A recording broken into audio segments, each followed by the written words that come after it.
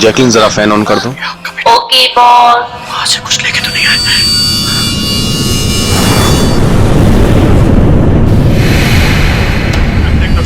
इसको फेंक दो, मर जाएंगे सब। खाले, अरे देख क्या रही है? खाले, 10 दिन से नहीं खाया। अरे खा ले नहीं तो मारूंगा।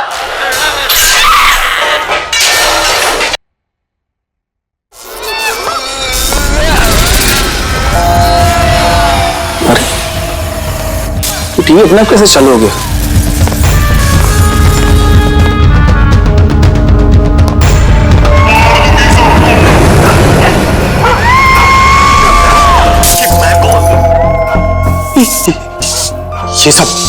ये सब हो क्या रहा है?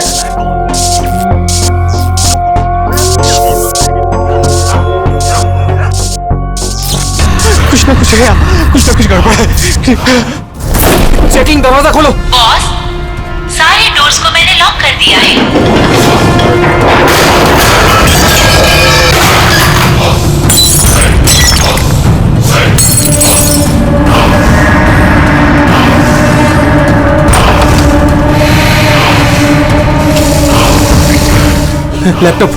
लैपटॉप ये ऑन क्यों नहीं हो रहा?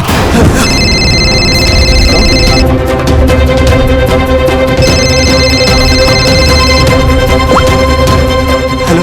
मार दूंगी बॉस, नहीं, मैं तुम्हें मार दूंगी। जैकलिन मुझे मत मारना। क्या करूं मैं?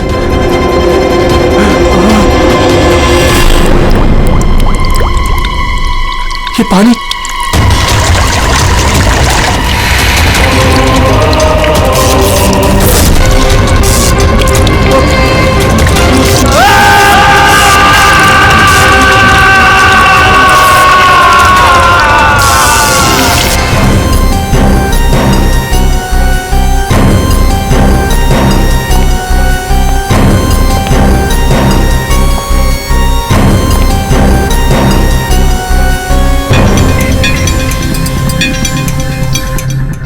पानी गिरा, ये वायर लटक रही है, खुली वायर है।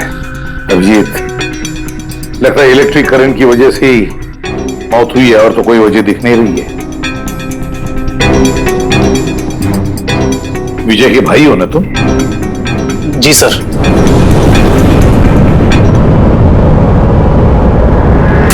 सर, बॉडी पे ना कोई चोट है, ना ही जख्म का निशान है। पंकज, बॉडी को फोरेंसिक लैब भेज दो। मगर सर कोई हादसा नहीं है सर। सर मेरे भाई का मर्डर हुआ है, मर्डर। देखिए, इतने यकीन के साथ कैसे कह सकते हो कि तुम्हारे भाई का खून हुआ है? क्या शक है तुम्हें किसी पर? किसने किया होगा ये? हाँ भैया के एक नहीं बल्कि हजारों दुश्मन है सर। हजारों दुश्मन? वो तेरे कांच का टुकड़ा, ये वास का टूटा हुआ हिस्सा सर ऐसे देख के लगता है कि कोई जबरदस्ती इस घर के अंदर घुसा है। वैसे निधि जी, विजय की दुश्मनी किसके साथ थी? विजय के फैक्ट्री के मजदूर कई दिनों से नाराज थे उन पर, और उन्होंने कई बार उन्हें जान से मारने की धमकी भी दी थी सर। लेकिन आपके घर में कोई घुसेगा भी कैसे? देखिए, इतनी टाइट सिक्योरिटी है, अलार्म सिस्टम है, सीसीटीवी कैमराज है। Yes sir, it's a smart home. हाँ सर, इन्होंने बताया था। यहाँ पर हीटिंग, एसी, लाइटिंग, वेंटिलेशन सब कुछ रिमोट पे चलता है। अच्छा, तो निधि जी, एक और सवाल उठता है कि इतने टाइट सिक्योरिटी वाले हाईटेक घर में, ये स्मार्ट हाउस में, ये कोई जबरदस्ती अंदर घुस कैसे आया? पता नहीं sir. Nidhi ji, CCTV camera का फुटेज देखना चाहते हैं हम।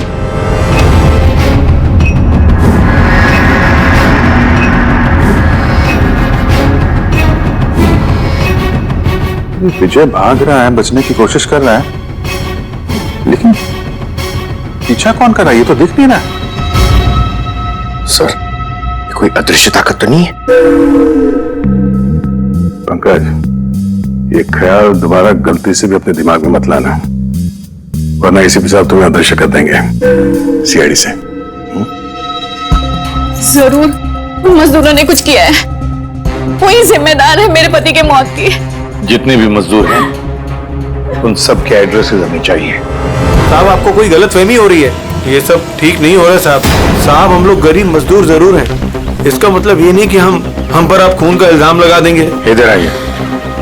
देखो, हम लोग किसी पे कोई इल्जाम नहीं लगा रहे, हम सिर्फ सच जानने की कोशिश कर रहे हैं। और क्या ये सच नहीं है कि आप सबने विजय को जान से मारने की धमकियां दी थी? ये सब किसने कहा सर आपसे? विजय ने कहा है, इसलिए अब चुप रहने का कोई फायदा नहीं है।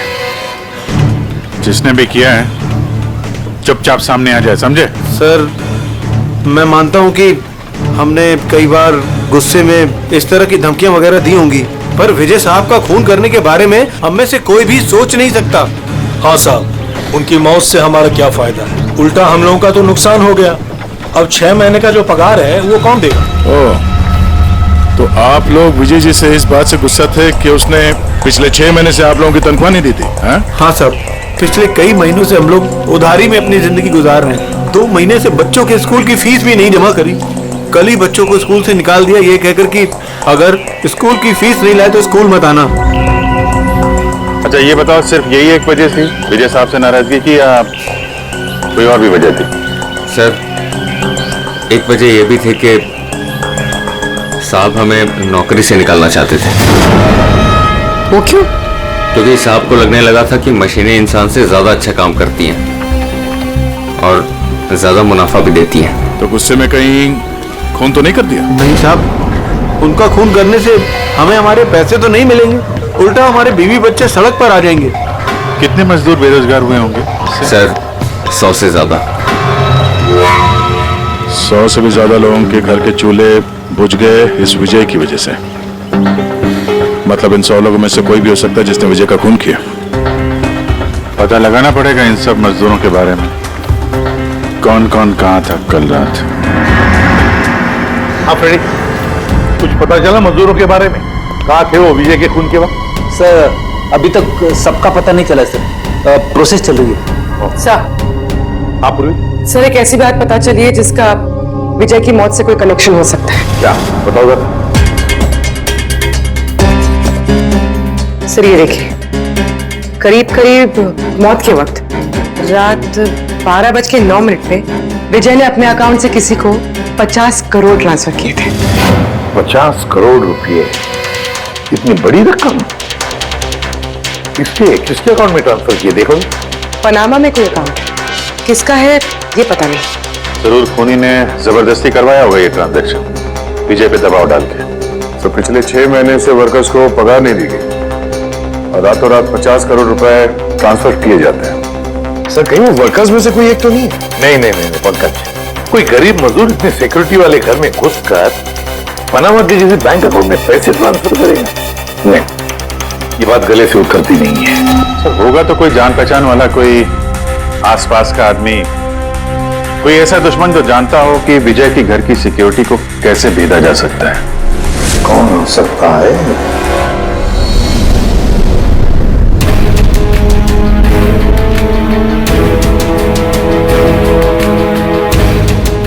जैकलिन, अरे भाई बहुत गर्मी लग रही है, तेरा एसी का टेम्परेचर 20 कर देना।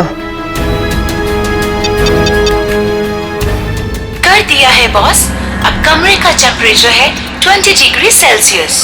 नाइस। अब जैकलिन एक काम और करो, मेरे रूम की लाइट्स डिम कर दो, मैं थोड़ा रिलैक्स कर लेता हूं।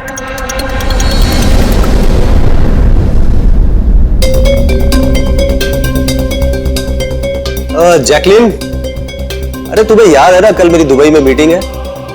यस बॉस, मीटिंग की पूरी तैयारियां हो चुकी हैं। अच्छा ये बताओ दुबई का टेम्परेचर कल कैसा रहने वाला है? वैसे तो कल दुबई का टेम्परेचर 21 डिग्री सेल्सियस है, मगर बॉस आपका टेम्परेचर बर्फ से भी ज्यादा ठंडा होगा। क्या मतलब? मतलब बॉस, लाश का टेम्परेचर ठंडा होता है। What? लगता है तुम्हारे सॉफ्टवेयर के साथ किसी ने छेड़छाड़ की है। ऐसा भद्दा मजाक? ये मजाक नहीं है बॉस, ऐसा सच में होने वाला है। वैसे आपकी कोई आखिरी ख्वाहिश? Shut up! क्या बकवास है? कौन है? कौन है? बाहर आ जाओ। बॉस, हम दोनों के अलावा यहाँ कोई नहीं है। वैसे आपको मेरी कंपनी पसंद है ना? Shut up!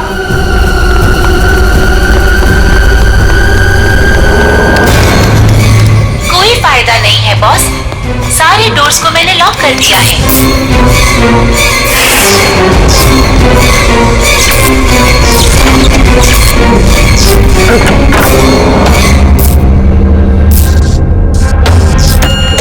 बॉस, आप अंदर कहाँ घुस गए? चलो बाहर आ जाओ। कौन है तुम?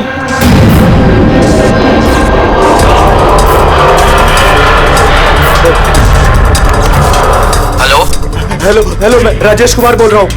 मेरी जान को खतरा है। आप लोग जल्दी से मेरे घर पे आ जाइए प्लीज। खोलो जैकलीन, खोलो। बॉस, दरवाजा तभी खुलेगा जब आप मेरी एक बात मानोगे। बोलो तुम्हें क्या चाहिए? क्या चाहिए बताओ, मैं तुम्हें दूंगा।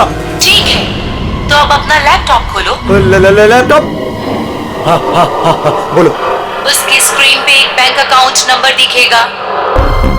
है नंबर है। अब इस अकाउंट नंबर पे 50 करोड़ ट्रांसफर करो। 50 करोड़? वो भी इतनी बड़ी रकम? 50 करोड़ आपकी जान से ज्यादा है क्या? नहीं, मैं दे दूंगा। मैं तुम्हें 50 करोड़ दे दूंगा। ट्रांसफर कर रहा हूं।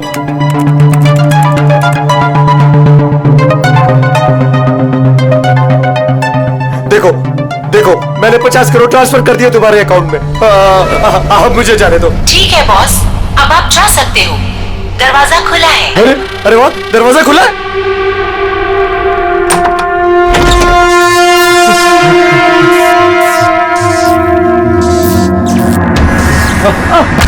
बॉस, मैंने आपको बेवकूफ बनाया।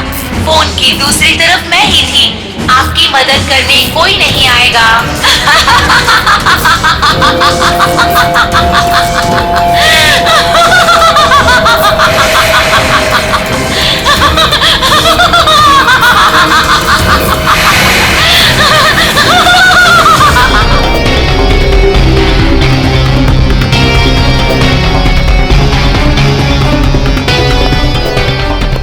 सर, ये झूमर का हुक तो बराबर है सर।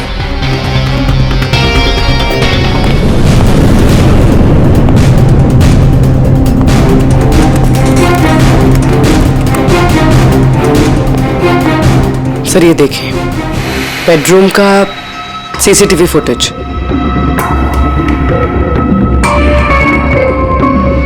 सर लगता है किसी से बचने के लिए ये आग के कमरे में गया और फिर दरवाजा लॉक कर लिया।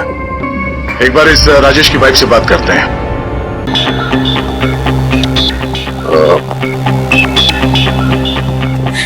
मैम, ये राजेश के अलावा वो सिक्योरिटी कोड कौन कौन जानता था? राजेश के अलावा तो कोई कोड नहीं जानता था सर। यहाँ तक कि उन्होंने मुझे भी कभी नहीं बताया था। सर, ये खूनी को कोड कैसे पता चला और वो अंदर आया कैसे? एक मिनट, ये तो ठीक वैसे डिवाइस है जैसे किसी के घर में था। राजेश को मॉडर्न टेक्नोलॉजी से बहुत लगाव था। मशीन, गैजेट्स वगैरह सबसे हमेशा अप टू डेट रहते थे। इस घर को स्मार्ट होम बना दिया था उन्होंने। हर मशीन को उनकी वर्चुअल असिस्टेंट जैकलीन ऑपरेट करना जानती थी। ये एक और कॉमन चीज है विजय और राजेश के बीच में, टेक्नोलॉजी से लगाव। मैंने एक मैगजीन में पढ़ा था कि राजेश इस बात का समर्थक है कि मशीनों को ऑफिसेज और फैक्ट्रीज में इंसान को रिप्लेस करना चाहिए, और उन मजदूरों को भी इसी बात से तकलीफ थी विजय के साथ। मैडम, अकाउंट डिपार्टमेंट से फोन आया था कि राजेश सर के अकाउंट से 50 करोड़ रुपए गायब हो गए हैं। एक मिनट, तो 50 करोड़ रुपए किसे गए? कोई पनामा का अकाउंट था क्या? जी सर, पर आपको कैसे पता? यार ऐसा लगता है कि ये विजय और राजेश का खूनी कोई एक ही है जो अमीर लोगों को अपना निशाना बना रहा है। अगर जल्दी नहीं रोका गया तो न जाने कितने खून होंगे। चलो रघु को भी बताते हैं। चलो आ जाओ आ जाओ आ जाओ।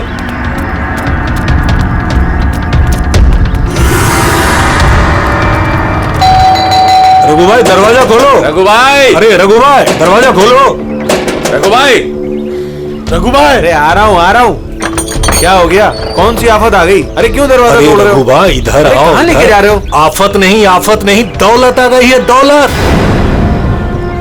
मतलब? अरे मोबाइल चेक करो अपना। मैसेज पढ़ो, मैसेज।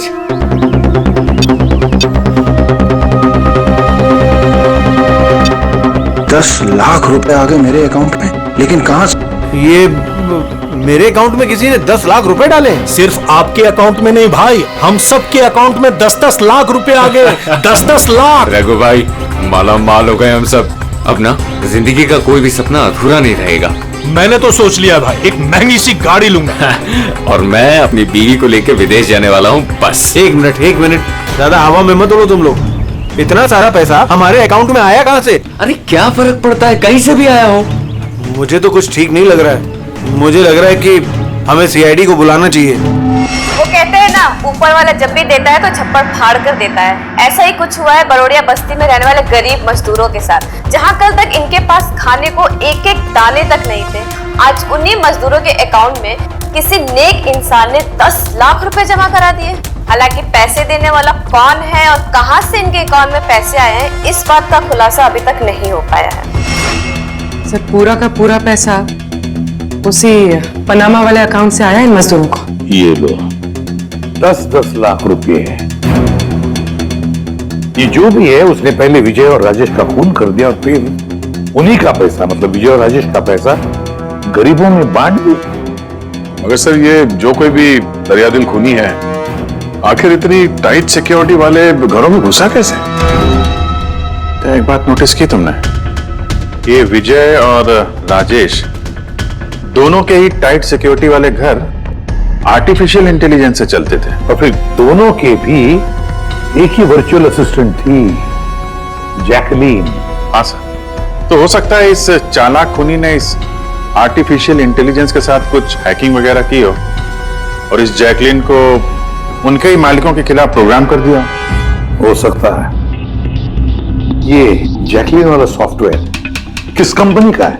सर मशहूर कंपनी बीओटी टेक्नोलॉजीज के मालिक मिस्टर अरविंद, ये जैकलीन उन्हीं की उपज है। आई सी, तो इस जैकलीन के पीछे अरविंद है। अरविंद, आगे से मुझे किसी भी तरह के एक्सक्यूजेस नहीं चाहिए। Be serious towards your work. Arvind ji, हम लोग सीआईडी से आपसे कुछ सवाल पूछना है। सॉरी, इस वक्त मैं थोड़ा बिजी हूँ। तुम लोग कल शाम को 5 बजे आना। मिस्टर अरविंद, ज्यादा ओवर स्मार्ट बनने की कोशिश मत करो, समझे? 2 खून हुए। ये तो शुक्र है कि हम तुमसे बात करने यहाँ पर आए हैं, वरना आगे की पूछताछ सीआईडी ब्यूरो में भी हो सकती है। बात समझ में आई? अब आप लोग आइए ना, बैठिए ना। क्या लेंगे, चाय कॉफी? अरे तुम यहाँ खड़े क्यों जाओ? चाय कॉफी। वर्चुअल असिस्टेंट जैकलीन जो आर्टिफिशियल इंटेलिजेंस से चलती है, आपने बनाई है? जी हाँ, मैंने ही बनाई है और मुझे अपने क्रिएशन पर गर्व है। इनफैक्ट मैं तो कहता हूं कि आप सीआईडी वालों को भी ब्यूरो हटाकर स्मार्ट ब्यूरो बना लेना चाहिए और ये अपने हवलदारों को निकालिए और अपने जितने भी ये मर्डर केसेस है उसे सॉफ्टवेयर से सॉल्व कीजिए। नहीं? तो तुम्हें लगता है कि सॉफ्टवेयर से ये मर्डर केस आसानी से सॉल्व हो जाएगी? बेशक। तो फिर ये भी हो सकता है कि इस सॉफ्टवेयर की मदद से कोई खूनी खून भी कर सकता है। क्यों? मैं कुछ समझा नहीं। तुम्हारे कई क्लाइंट्स इस्तेमाल करते हैं ना ये वर्चुअल टेक्नोलॉजी, वर्चुअल असिस्टेंट। तो क्या ये मुमकिन नहीं है कि उसे हैक कर दिया जाए और हैक करने के बाद इस वर्चुअल असिस्टेंट से अपने ही मालिक को मार दिया जाए? इस टेक्निक का इस्तेमाल मैंने जैकलीन बनाने में किया है। हैक होना तो इम्पॉसिबल है। अगर आपकी तकनीक इतनी ही फुल प्रूफ है तो उनके स्मार्ट होम के जितने भी गैजेट और जितने भी सिस्टम थे वो हैक कैसे हो गए? सर मुझे लगता है कि वो लोगों ने सेटिंग में कुछ गड़बड़ी की है, वरना मेरा ये टेक्नोलॉजी तो एकदम फुल प्रूफ है। तकनीक चाहे कितनी भी फुल प्रूफ हो, सिक्योर हो, ये जो हैकर्स होते हैं ना, उनको ज्यादा टाइम नहीं लगता इसका तोड़ निकालने में।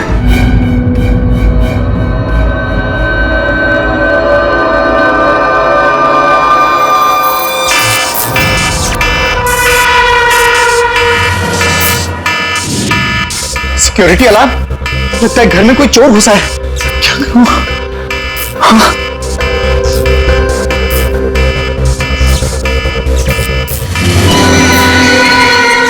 ओह माय गॉड, इसके पास तो गन भी है।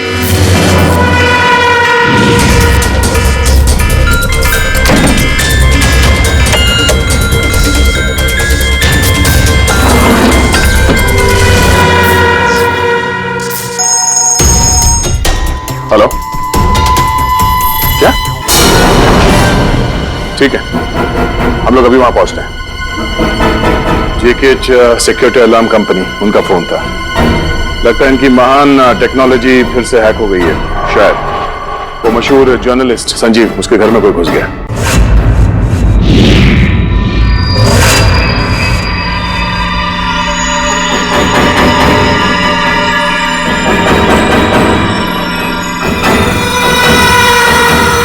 ये तो मेरी कमरे की तरफ ही आ रहा है।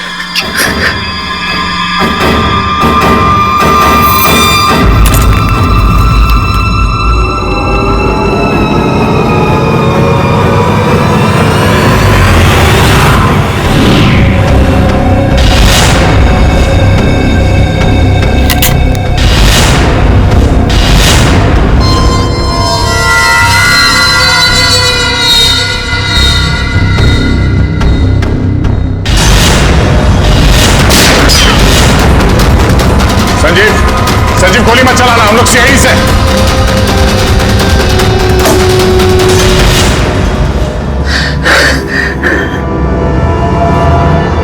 सीआईडी? सॉरी सर, मुझे माफ कीजिएगा। मुझे लगा कि आप लोग उस मुजरिम के साथी हैं जो इस घर में आया है, लेकिन थैंक यू वेरी मच, आप लोग आ गए, इसके लिए मैं बच गया, वरना वो तो मुझे मार देता। कौन मार देता? यहाँ पे तो कोई नहीं था। किसकी बात कर रहे हो तुम? सर वो यही था, दरवाजे पर तो था, देखा नहीं आप लोगों ने? दरवाजे के बाहर? हम तो वहीं से आ रहे हैं और आने का रास्ता यही है, हमने तो किसी को नहीं देखा। ये क्या चक्कर है? ऐसे कैसे हवा में गायब हो गया? जैकलिन माय स्वीटहार्ट, आज का दिन बहुत ही अच्छा रहा, बहुत ही मजा आया मुझे। अच्छा ये तो बताओ पहले मेरी जान कि मेरा आज का वर्कआउट कैसे रहा? देखो देखो। बहुत बढ़िया बॉस, आपने 650 कैलोरीज बर्न की और आपका मैक्सिमम हार्ट रेट था 160 बीपीएम। ओए ओए, इसका मतलब मैं पहले से ज्यादा पतला हो गया है और हैंडसम भी, इज इट? हाँ बॉस, आप पहले से काफी जवान भी लग रहे हैं। अच्छा, यू नॉटी गर्ल जैकलिन। अब इसे मैं माइक्रोवेव में रख देता हूँ। ये रखा मैंने। जाने मन, अब इसे ऑन कर दो। अच्छा ये तो बताओ कि मेरा कल का शेड्यूल क्या है? बॉस, कल तो आपकी कोई भी मीटिंग नहीं है। क्या बात कर रही हो? लेकिन कल का दिन तो मेरा बड़ा बिजी होना था। एक बार फिर से चेक करो। कर लिया बॉस, कल आपकी कोई भी मीटिंग नहीं है, क्योंकि आज का दिन आपकी जिंदगी का आखिरी दिन है।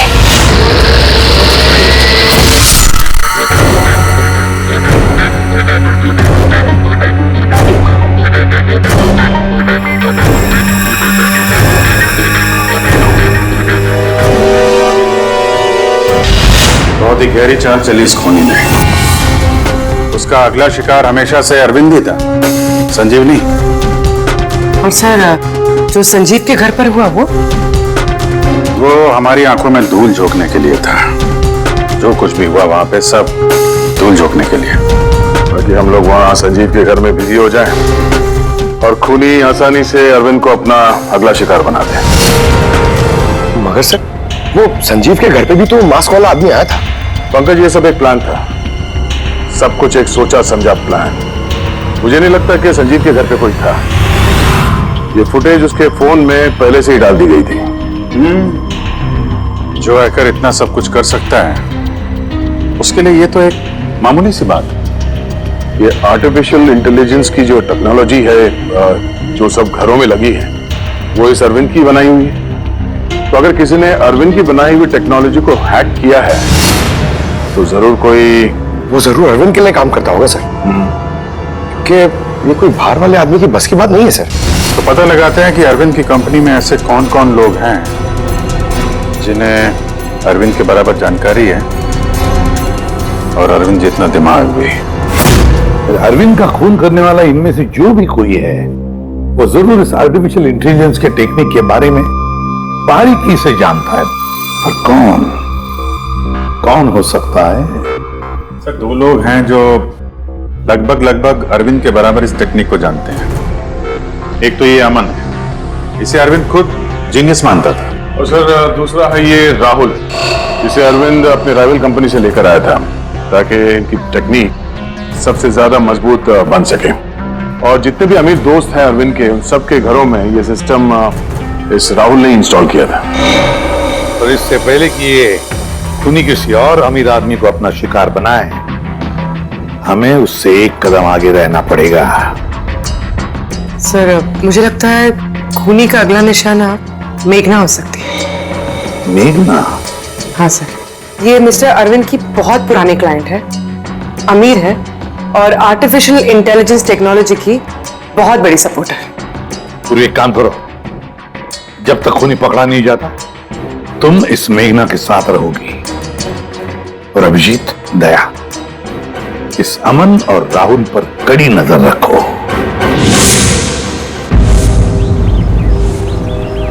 नहीं सर, कोई दिख ही नहीं रहा।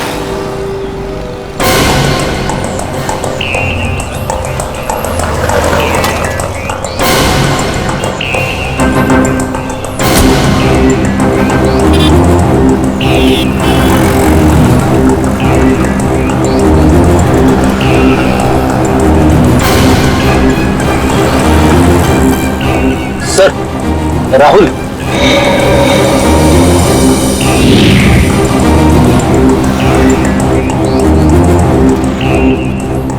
घर एकदम सुनसान है, ऐसा लगता है कि अमन घर पे है ही नहीं। चलो अंदर चल के देखते हैं।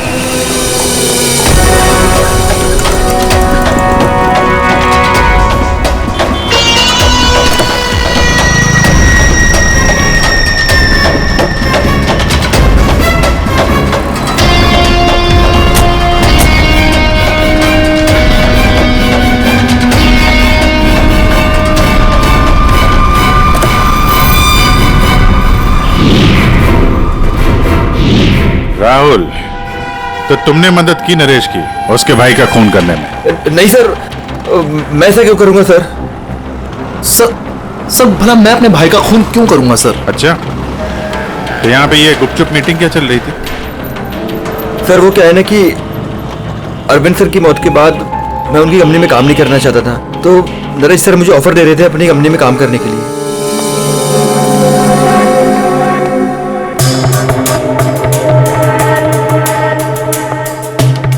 सर ये देखिए, 1 2 3 4 5 मॉनिटर सर।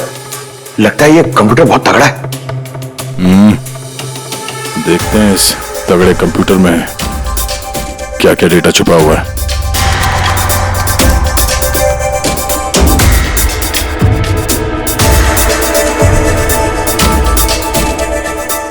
इसमें तो विजय और राजेश के बैंक अकाउंट की डिटेल्स हैं। ये सारे खून अमन नहीं किए हैं सर।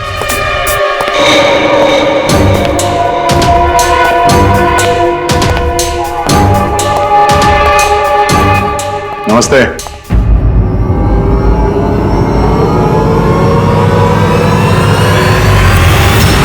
सर मुझे तो लगता है कि कोई चाहता है कि ये फाइल आपको मेरे कंप्यूटर में मिले और आप मेरे ऊपर शक करें। तुमको किसी पे शक है? कौन कर सकता है ये? सर पता नहीं, लेकिन मुझे लगता है सर कि अगर अरविंद सर का कंप्यूटर हैक हो सकता है तो दुनिया का कोई भी कंप्यूटर हैक हो सकता है सर, क्योंकि उनका कंप्यूटर किसी भी नेटवर्क से कनेक्टेड नहीं था। यानी अरविंद का कंप्यूटर जिस किसी ने भी हैक किया है वो उस वक्त वहां खुद मौजूद था, राइट? Yes sir. लेकिन अरविंद सर के पर्सनल ऑफिस में तो जाने की परमिशन किसी को थी ही नहीं, यहां तक कि मैं खुद भी कभी वहां नहीं गया। अच्छा, तो कोई तो होगा जिसे परमिशन हो अरविंद के ऑफिस में जाने की। जी सर। सर प्रिया। प्रिया कहां रहती है वो?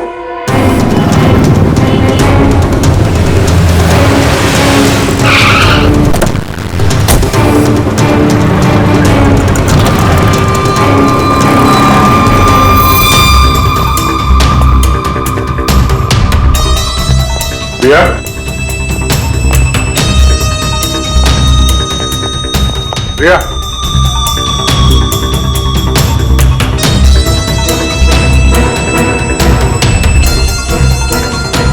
प्रिया, प्रिया, यहाँ तो कोई भी नहीं। प्रिया,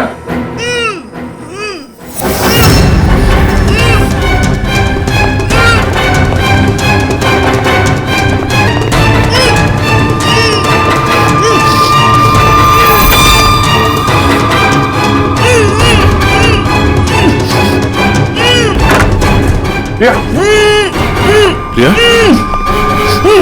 तुम ठीक हो? एक मिनट, एक मिनट, एक मिनट।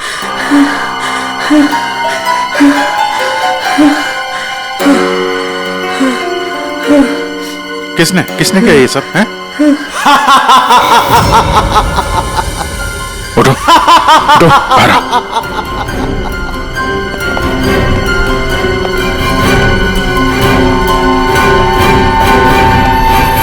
कौन है? आओ सीआईडी वालों, आओ। देश के रखवाले हो ना तुम लोग? तुम में और मुझ में एक बात कॉमन है, मैं भी रखवाली कर रहा हूं उन गरीब बेसहारा लोगों की जिनकी बेरंग दुनिया में जहर खोलकर ये अमीर लोग अपने रंग बिरंगे महल खड़े करते हैं। और शर्म आनी चाहिए तुम कानून के रखवालों को कि इन कमजोर की मदद करने के बजाय उन लोगों को बचाना चाहते हो जिनका पाप का घड़ा कब का भर चुका है, मगर तुम बचा नहीं पाओगे। बस अब एक आखिरी शिकार बाकी है मेरा, उसे मार दूं फिर सुकून की नींद सो जाऊंगा। अगले 1 घंटे में ना वो शिकार जिंदा बचेगा और ना तुम सब।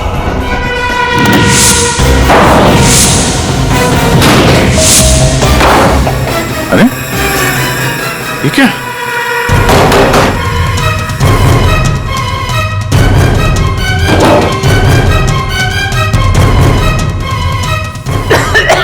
गैस? Oh no. ये क्या? जहरीली गैस।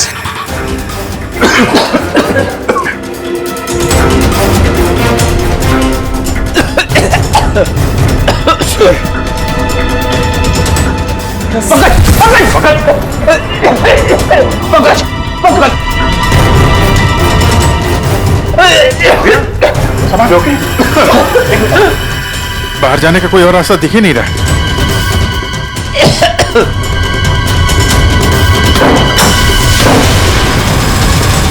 दरवाजा खोलो। सारे दरवाजे ऑटोमेटिक लगते हैं। किचन में जाके देखो सिलेंडर है क्या? समझ गया सर।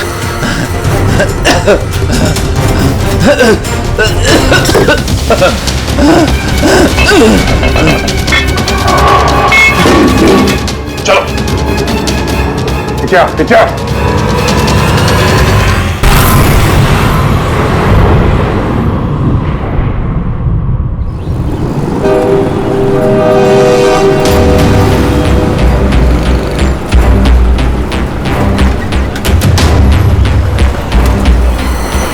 लिसन एवरीवन, आप सबको याद है ना कि ये असाइनमेंट हमको मंथ कंप्लीट होने से पहले करना है। जी मेघना मैम। ओके?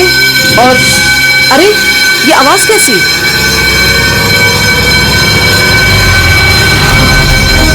शायद आग लगी है मैम, धुआं भी आ रहा है। Come on fast, move everyone, चलो जल्दी निकलो जल्दी। अरे वो गिर गई, उसको उठाओ कहीं, जल्दी जल्दी जल्दी। मेघना, पता है ये सब कैसे हो गया? मुझे बहुत डर लग रहा है, प्लीज डू समथिंग। डरो मत, कुछ नहीं होगा, चलो चलिए।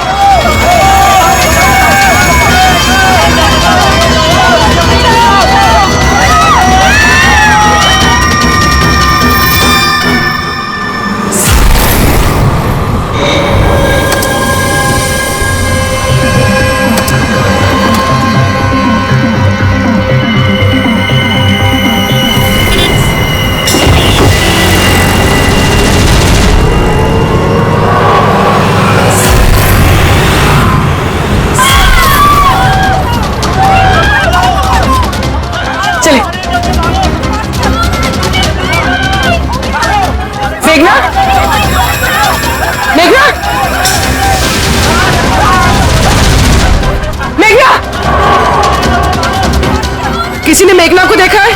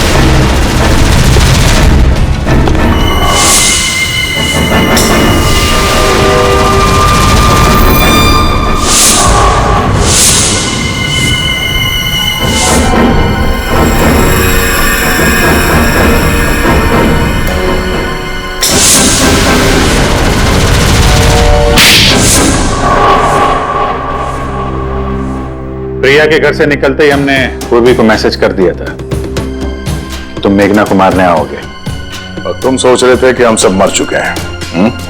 लेकिन कंप्यूटर फुटेज मैंने खुद चेक किया था, मेघना उसमें अकेली थी। फिर आप लोग जिस तरह तुम सिक्योरिटी सिस्टम हैक कर सकते हो हम लोग भी कर सकते हैं। नकली फुटेज देखी थी तुमने, तुम्हारी मिठाई हमने तुम्ही को खिला दी। जिस वक्त तुम वो नकली फुटेज देख रहे थे असली कैमरा डिसेबल था, और उसी दौरान हमने सेफली मेघना को बिल्डिंग से बाहर भेज दिया था। अब बताओ क्यों किया तुमने ये सब? क्योंकि नफरत करता हूं मैं इस टेक्नोलॉजी से। मैं हर उस इंसान से बदला लेना चाहता था, उसे सबक सिखाना चाहता था जो इस टेक्नोलॉजी का समर्थक है। माना हर चीज के अच्छे बुरे पहलू होते हैं, टेक्नोलॉजी के भी हैं, लेकिन इस नई एडवांस टेक्नोलॉजी से तुम्हें इतनी तकलीफ क्यों? क्योंकि इस टेक्नोलॉजी को मेरे पिताजी ने बनाया था, अरविंद ने नहीं। इसलिए इस टेक्नोलॉजी पर पहला अधिकार मेरे पिताजी का था। यहां तक कि जैकलिन भी मेरे पिताजी का आइडिया था। अरविंद ने धोखे से उसका सारा क्रेडिट खुद ले लिया। उस इंसान की वजह से मेरे परिवार को इतनी गरीबी देखनी पड़ेगी। मेरे पिताजी से रहा नहीं गया, उन्होंने मेरी मां को, मेरी दोनों बहन को मार दिया, खुद सुसाइड कर लिया। स्कूल गया हुआ था, शायद इसलिए बच गया। तुम्हारे साथ जो हुआ बुरा हुआ, नहीं होना चाहिए था। लेकिन अगर तुमने अपना ये तेज दिमाग सही जगह पे इस्तेमाल किया होता तो आज शायद गरीबों के लिए, समाज के लिए तुम कुछ अच्छा कर पाते। लेकिन जो रास्ता तुमने चुना वो रोशनी का नहीं, अंधेरे का था। अब जेल की अंधेरी कोठरी में बैठोगे तुम फांसी का ऑर्डर आने तक।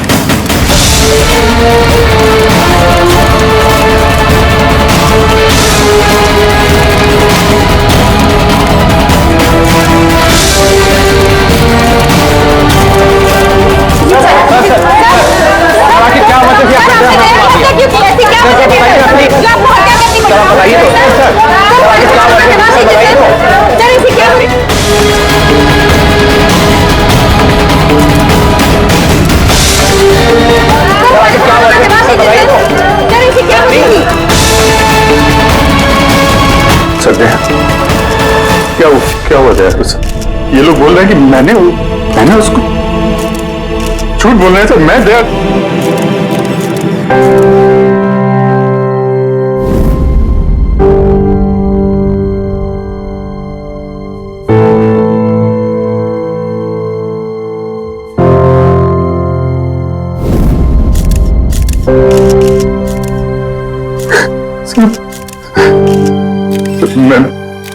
मुझे पता नहीं सर, मैंने कब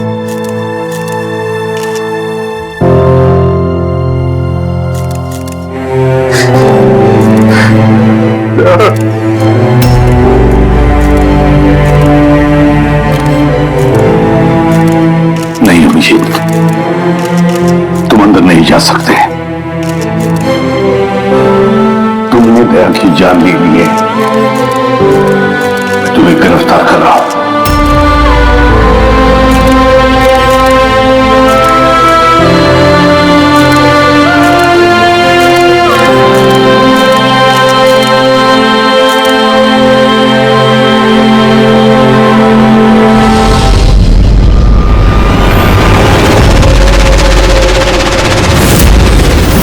सर, जिसका खून हुआ है उसका नाम डीके है, एक प्राइवेट डिटेक्टिव। उसके मेड ने लाश देखी सुबह।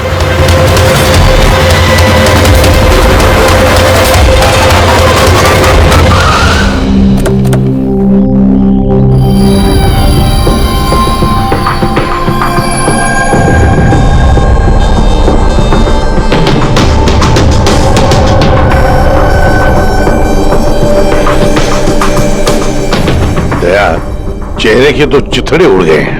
लगता है पॉइंट ब्लैंक रेंज से एक से ज्यादा गोलियां मारी है इसे। सर, इस कमरे का सामान अपनी जगह पे है सर, बिखरा हुआ नहीं है। ऐसा लगता नहीं है कि यहाँ पे हाथापाई हुई है।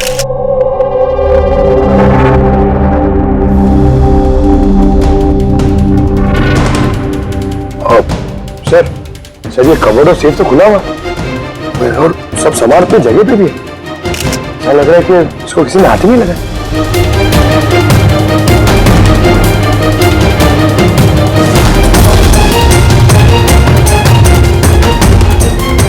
सर, पैसे और जेवर ऐसे के ऐसे ही। लगता है खूनी को जो चाहिए था शायद वो वही निकल गए। सर, गोली।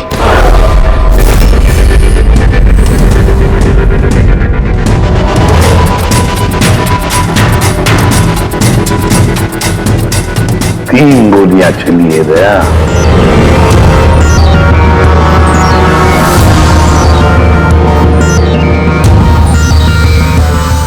सर, आप रेडी?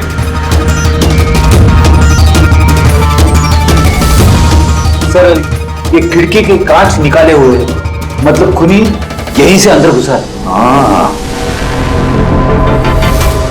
काम करो रेडी, फिंगरप्रिंट्स उठा। आ गया। डीके का मोबाइल फोन सर। बनने से पहले डीके ने 3 बार किसी संजय को कॉल किया। संजय? किसी संजय को जान किया? नहीं साहब। रात 1 बजे से 2:30 बजे के बीच में 3 बार। संजय की डिटेल निकालो सर। हाँ, और हाँ दया, ये अभिजीत कब रहेगा? तुमने उसे फोन करके कहा था ना यहाँ आने के लिए क्राइम सीन पर? हाँ सर, बताया था। शायद कहीं ट्रैफिक में फंस गया होगा। ट्रैफिक में? फोन करो उसे, कहो इसी वक्त आ जाए यहाँ पर। सर। हाँ।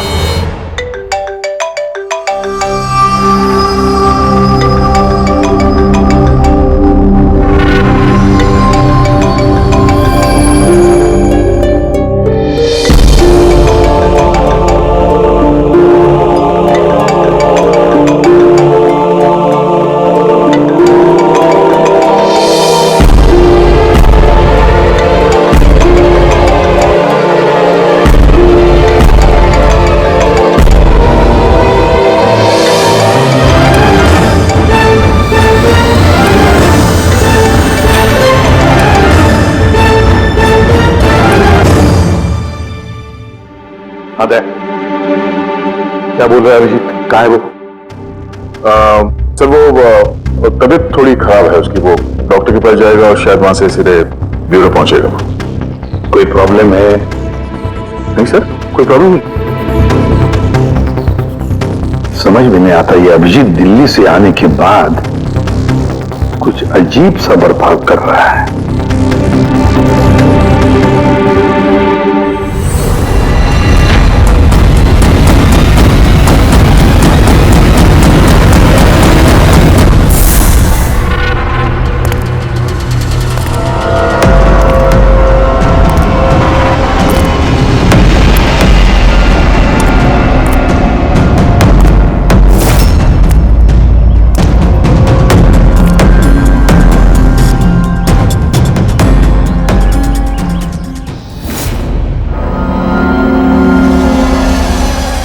तुमको मेरी मदद की जरूरत है। तुमको? हाँ? अरे भाई, तुम तो खुद एक सीआईडी ऑफिसर हो। हाँ, लेकिन ये काम मैं खुद नहीं कर सकता। चलो ठीक है, कर देंगे मदद। तू भी क्या याद रखेगा? चल चाय वाय तो पी। नहीं यार, वो मैं ठीक हूं भाई। आई मीन देख चेतन, ये काम जो है ना, इसके बारे में किसी को खबर नहीं होनी चाहिए, खासतौर पे मेरी टीम को। कैसी बात कर रहा है यार, इतने दिन की दोस्ती है अपनी, इतना भी भरोसा नहीं है? बता काम क्या है? किसी का पीछा करना है, नजर रखनी है उस पे, और इस काम के मैं तुझे पैसे भी दूंगा। क्या बात कर रहा है यार, दोस्ती में पैसा? चल ठीक है, तेरा इच्छा है तो दे देना पैसा। वैसे पीछा किसका करना है?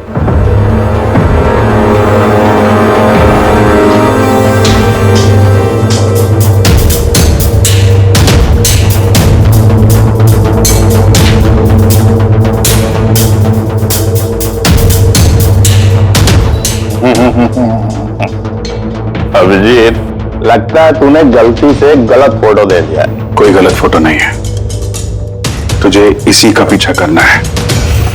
ये कहां जाता है, किससे मिलता है, क्या करता है, सब कुछ रात 10 बजे से सुबह 6 बजे तक। और प्लीज कोई सवाल मत पूछ, जितना कहा उतना कर बस। Okay okay.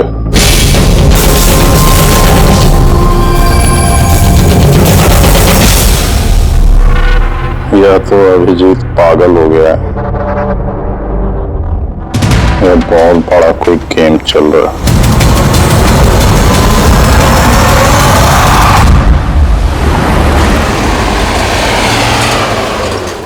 क्या डीके का खून हो गया? मरने से पहले डीके ने आखिरी बार फोन पे आपसे बात की थी आधी रात को। क्या बात क्या हुई थी आपकी? वो मेरे कहने पर किसी पर जासूसी कर रहा था, कुछ सबूत मिला उसे, इसलिए उसने फोन किया था मुझे। जासूसी क्यों? मेरी बॉस मंदिरा जी के लिए। मंदिरा? कुमार ज्वेलर्स की मालकिन, मशहूर पेज 3 सेलिब्रिटी। उस दिल्ली वाले केस के बारे में तो आप सबने सुना है। हो, मंदिरा कुमार, मंदिरा जी।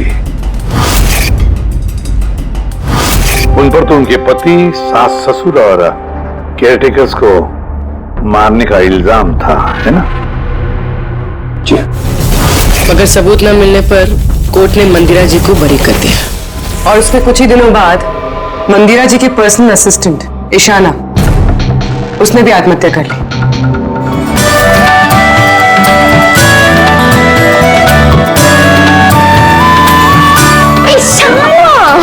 हाय मारिया, तू आज भी नहीं ठोकई ना? जल्दी जाओ, संजय सर तुम्हारा वेट करे कब से। गॉड, संजय सर इतनी जल्दी क्यों आ रहे?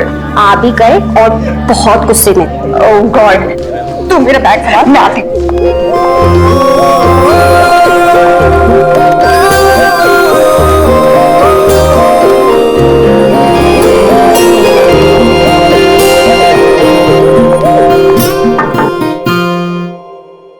ना? Come in. Sorry, sir. Sorry. I'm so sorry. What is this, Ishana? ये कोई टाइम में ऑफिस आने का? सर ट्रैफिक बहुत ज्यादा था। और ट्रैफिक? ये क्या रोज रोज का एक्सक्यूज है तुम्हारा? इस ऑफिस में बाकी लोग भी इसी ट्रैफिक में आते हैं ना? हाँ बोलो कुमार। नहीं 30 दिसंबर के पहले कुछ नहीं हो सकता है। अरे तुम जानते हो यार, 30 दिसंबर को मंदिरा मैम का इवेंट है मुंबई में, उसके पहले जो कुछ भी होगा उसके बाद होगा। हाँ हाँ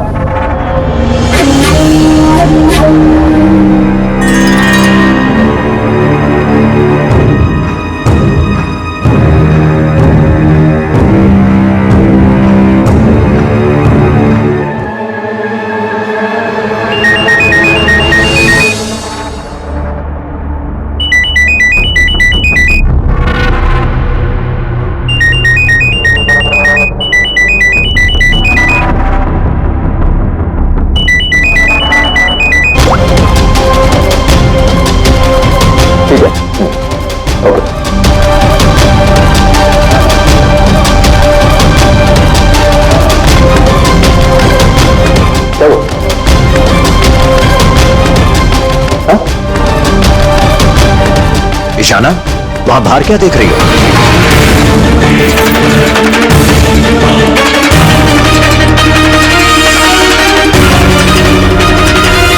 मेरे कैबिन की खिड़की से कूदकर आत्महत्या की थी उसने। आत्महत्या क्यों की थी वो किसी को पता नहीं। वैसे मंदिरा जी ने डीके को किस पर जासूसी करने के लिए काम पे लगाया था? उनकी जान को खतरा है। डीके वही पता लगाने की कोशिश कर रहा था। जान को खतरा किससे? दरअसल कोर्ट से बरी होने के बाद कोई मैम को धमकियां दे रहा था। ये धमकियां फोन पर ही? जी हाँ, फोन पे भी, अनजान नंबरों से और टाइप किए गए चिट्ठियों से भी। मैम दोबारा पुलिस के चक्करों में पड़ना नहीं चाहती थी, इसलिए डीके को हायर किया था उन्होंने। तो कुछ पता चला डीके को? उसके हाथ कुछ सबूत तो लगा था कि उसने एक पेन ड्राइव में सेव करके रखा था। वो पेन ड्राइव वो मुझे देना चाहता था, इसलिए दिल्ली से मुंबई आया था मैं। तो डीके के घर में उसका लॉकर खुला हुआ था, तो कहीं उस लॉकर से ये पेन ड्राइव चोरी तो नहीं हुआ? हो सकता है दया। उसके घर में हमें एक लैपटॉप भी मिला सर, शायद उसे कुछ पता चल जाए। मंदिरा ऐसे कैसे कर सकती है? उसने अराउंड फ्रीज कर दिया। अभी आपको समझते क्या है? अब सब कुछ उनकी मर्जी से होगा। ये लोग कौन? सीआईडी। वैसे हम संजय से मिलने आए थे। आप दोनों कौन हैं? सर ये कायरा है, मिस्टर कुमार, मेरा मतलब मंदिरा मैम की बेटी, और ये मैम के बहनोई हैं मिस्टर सबीर। हम मंदिरा जी और उनके पूरे परिवार से कब मिल सकते हैं? क्योंकि उनकी जान की हिफाजत अब हमारी जिम्मेदारी है।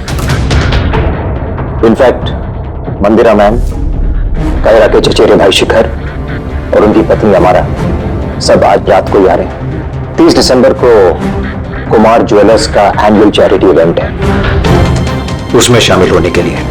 तो ठीक है, कल सुबह ही मिलते हैं।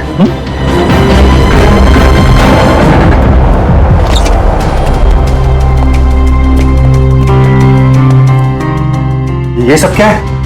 और सीआईडी हमारे पर्सनल मामले में दखल क्यों दे रही है?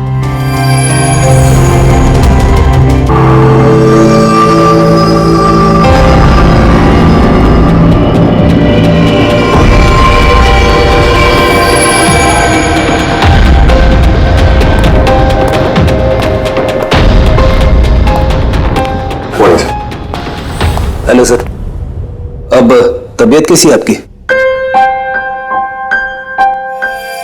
मर्डर इन्वेस्टिगेशन में सर, प्राइवेट इन्वेस्टिगेटर डीके की घर में मौत हुई है सर। ये पूरी केस फाइल है।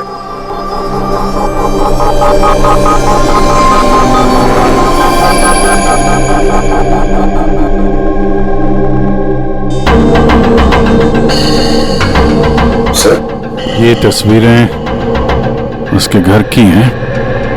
तस्वीर है उसी के घर की तस्वीर है और यहीं पे इसका मर्डर हुआ है ना?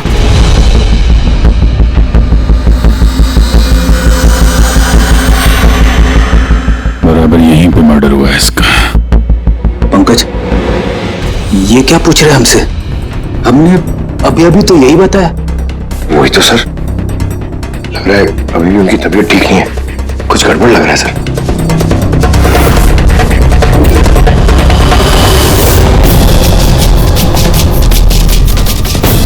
अभिजीत,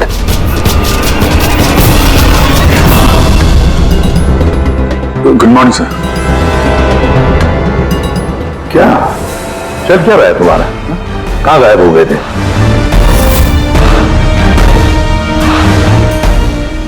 अरे अभिजीत, तुम्हारी तबीयत खराब थी ना, तो डॉक्टर के पास जाना था, यहाँ क्यों?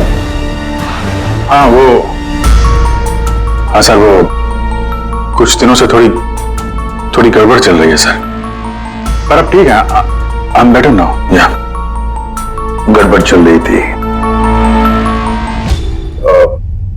सर, डीके संजय को जो पेनड्राइव देने वाला था, तो उसका जो डेटा है वो हम हासिल करने का एक तरीका है सर। पेनड्राइव तो मिला नहीं ना रे, तो फिर डेटा कहां से लाओगे? सर है ना, एक तरीका है, वो हम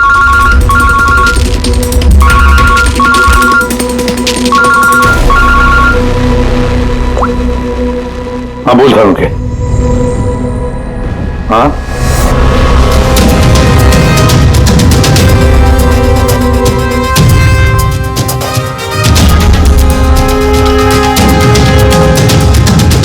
है सर।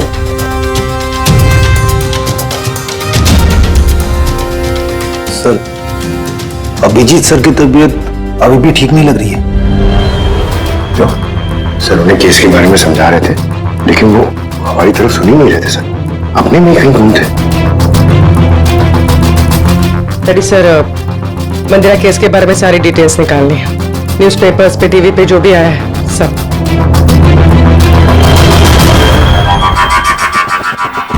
घर में घुसने का एक ही रास्ता है, मेन गेट, और चाबी डीके और उसके घर के मेट के पास रहती है।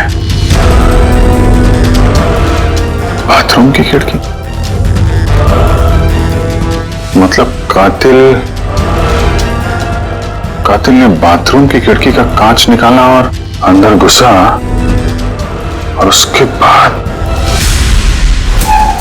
अभिजीत क्राइम सीन पर था भी नहीं, और यहाँ पे तो बाथरूम का कोई फोटो भी नहीं है, तो फिर इससे ये सब कैसे पता? अभिजीत मुझसे कुछ छुपा रहा है, मगर क्या?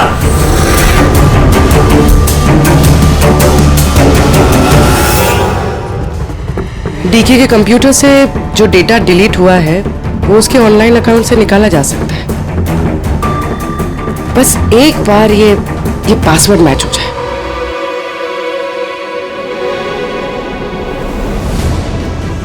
कुछ दिनों से थोड़ी गड़बड़ चल रही है सर, पर अब ठीक है। I am better now. Sir उन्हें केस के बारे में समझा रहे थे, लेकिन वो हमारी तरफ सुन ही नहीं रहे थे सर, अपने में कहीं गुम थे।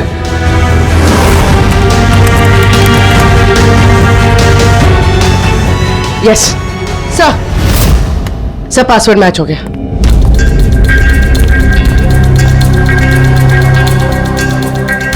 सर इसमें तो वीडियोस हैं, चेक करते हैं। सर ये तो डीके के कंपाउंड के अंदर की फुटेज है, इसका मतलब वहां पे सीसीटीवी कैमरा है? नहीं था, हमारे पहुंचने से पहले किसी ने निकाल लिया। पर निकाला किसने होगा? दूसरा वीडियो देखना।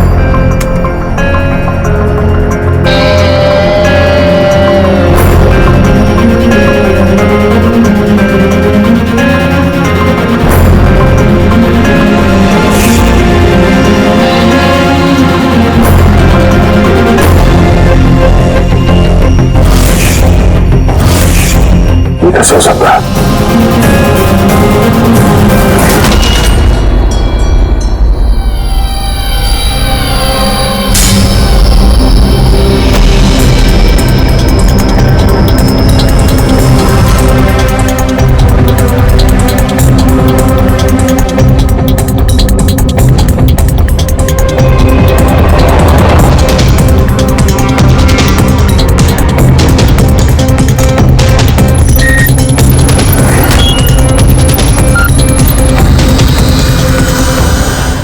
साहब आपने अच्छी तरह से क्रॉस चेक तो कर लिया ना? मतलब गन तो हमारे पास है नहीं, तो कहीं कोई गलती? नहीं था, कोई गलती नहीं।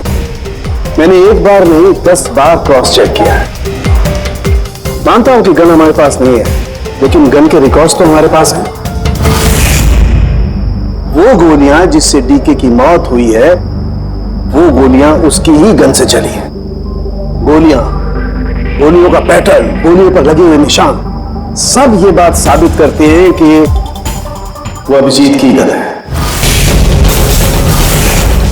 सर गोली अभिजीत की गन से चली है, लेकिन ये जरूरी तो नहीं कि उसी ने गोली चलाई है। एग्जैक्टली सर, इसलिए मैंने ये बात एसीपी साहब को भी नहीं बताई, सिर्फ आप दोनों को बताई, ताकि मैं इस मामले के तह तक जा सकूं। क्या तुमने ये बात एसीपी को नहीं बताई? क्या बताऊं सर, क्या बताऊं एसीपी साहब को? जब मेरा दिल नहीं मान रहा तो मैं उनको क्या बताऊं?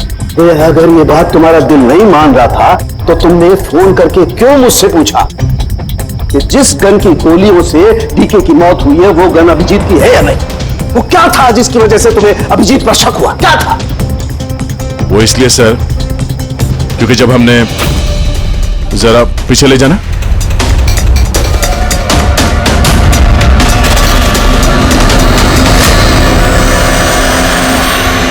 अभिजीत डीके के घर में?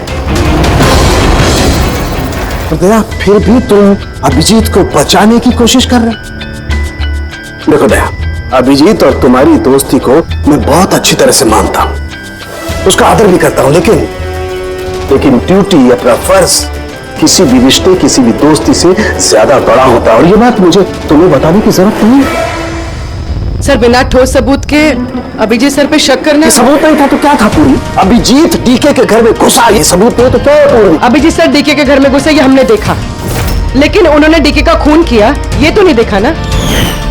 सर ये भी तो हो सकता है कि उनकी गन से डीके को किसी और ने मारा हो सकता है, ये हो सकता है कि अभिजीत की गन से डीके को किसी और ने मारा हो, लेकिन ऐसी हालत में अभिजीत की गन अभिजीत के पास नहीं आनी चाहिए।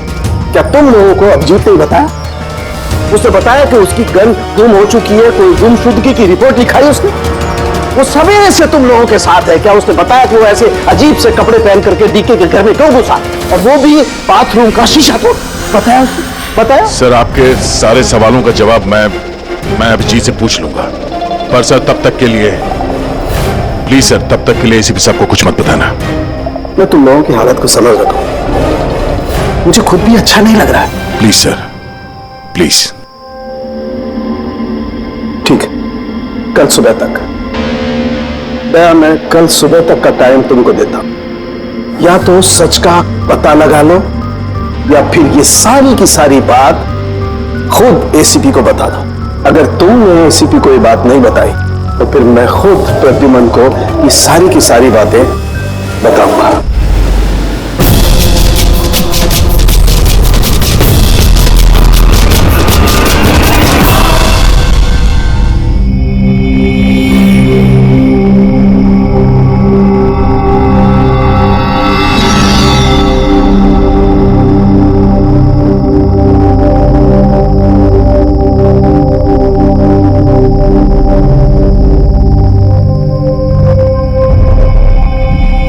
आधा घंटे से ऊपर हो गया, 10 का 10:30 बज गया, अभी तक आया ही नहीं। पूरी रात यहाँ लगता है इंतजार करवाएगा।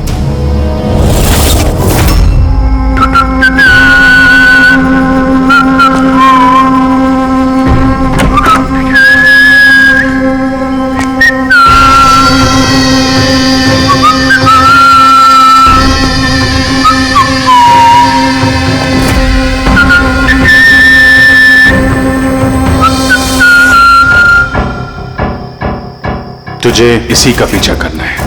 ये कहां जाता है, किससे मिलता है, क्या करता है, सब कुछ रात 10 बजे से सुबह 6 बजे तक। ये अभिजीत है? इसको क्या हुआ?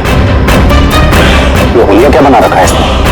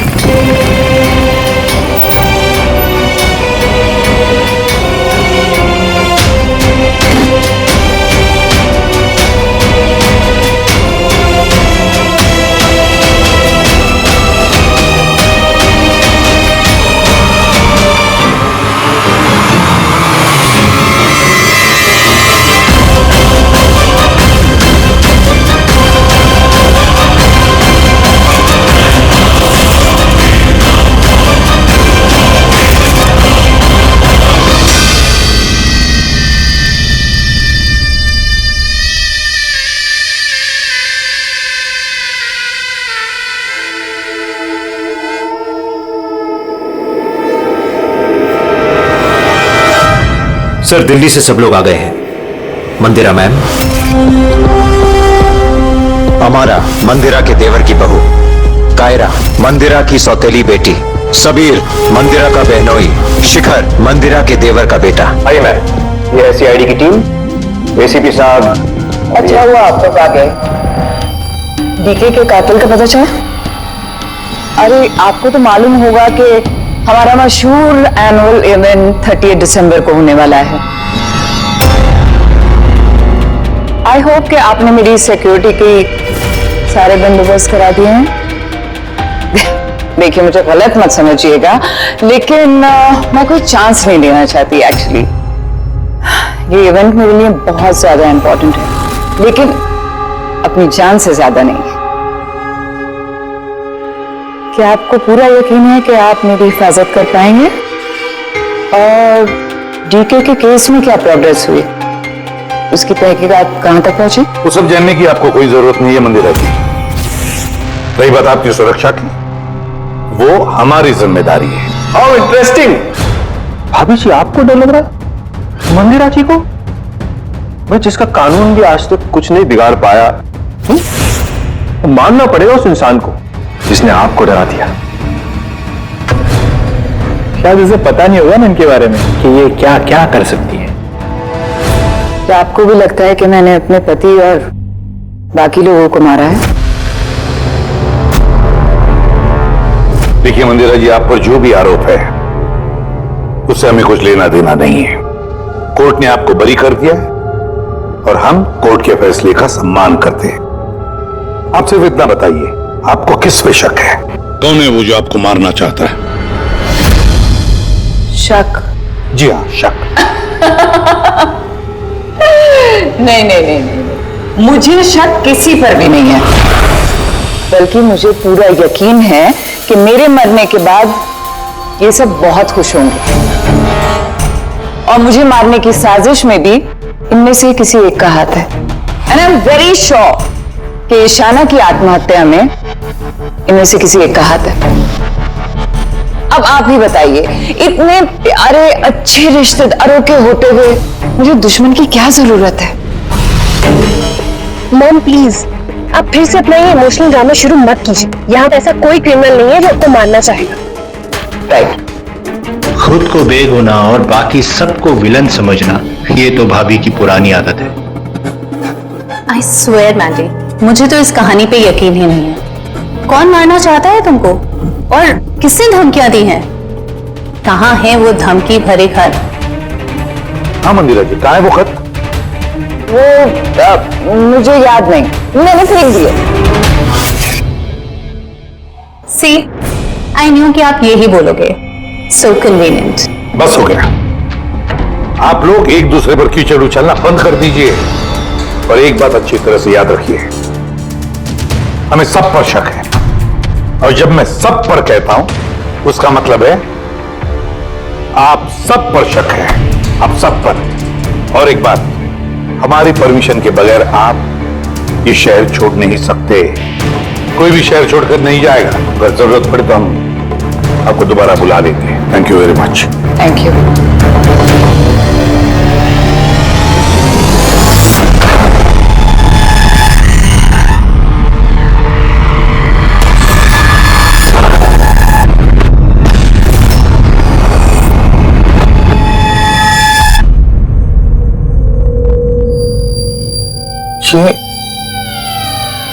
ये मैं हूं?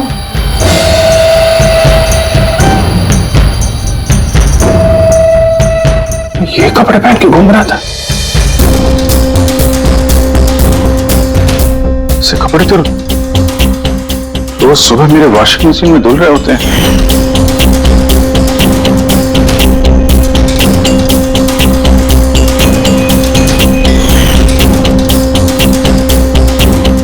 ये जूते यार, ये जूते गंदे रहते जैसा मैंने इन्हें पहना हो। लेकिन मुझे याद नहीं मैं ये कपड़े कब पहनता हूं। सच में मुझे क्या हो रहा है मेरे साथ? कार में कौन है? ये किससे बात कर रहा हूं मैं? कौन है कार में? नहीं, मैंने नहीं देखा। तुम बात कर रहे थे, तुम्हें पता होगा। और तुम कल तो मुझे पहचाने।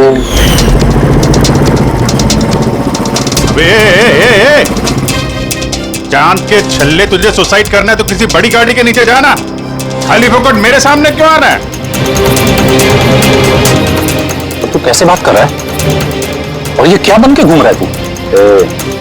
ये अपन का स्टाइल है, टोनी का स्टाइल।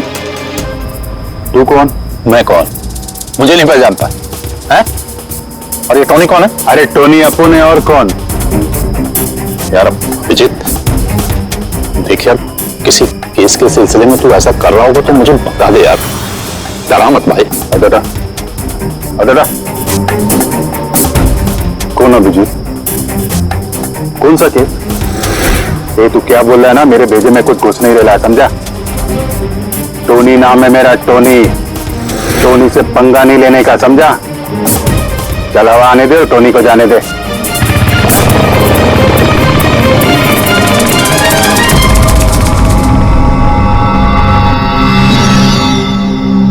ये अभिजीत अपने आप को टोनी क्यों बोल रहा है?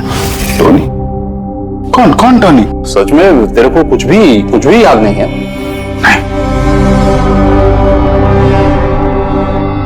मुझे कुछ याद नहीं, सच कह रहा हूं मैं। मतलब तू कार में उन लोगों से बात कर रहा था, उसके बाद तू गेस्ट हाउस के अंदर गया। Guest house? हाँ, फिर थोड़ी देर बाद तू बाहर आया। मैं गेस्ट हाउस के अंदर गया? मैंने अंदर क्या किया है? तूने देखा कुछ किया मैंने? मैं कैसे देख सकता हूं, मैं तो बाहर था ना। क्या हो रहा है? मुझे वहां जाना होगा। कहां है? कौन सा गेस्ट हाउस है ये? है?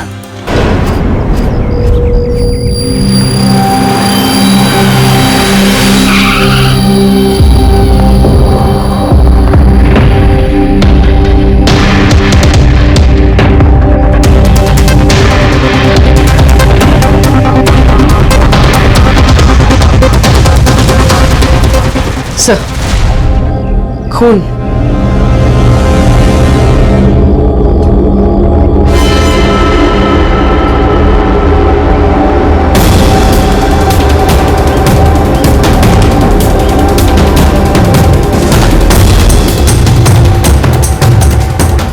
अभिजीत?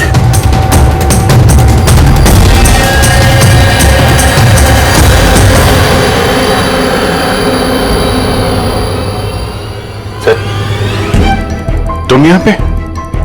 तुम्हारा फोन ट्रैक करके, और यही सवाल मैं तुमसे पूछ रहा हूं अभिजीत,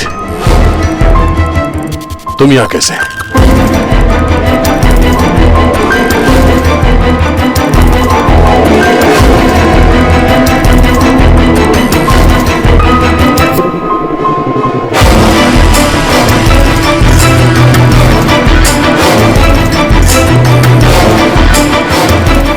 नहीं, ये मैं बताता हूं दया, यहां पे क्या हुआ। अभिजीत, यहां पे क्या हुआ वो तो हमें दिख रहा है, तुम बताओ किसने किया ये? हाँ? तुमने इन दोनों को मारा? मैंने?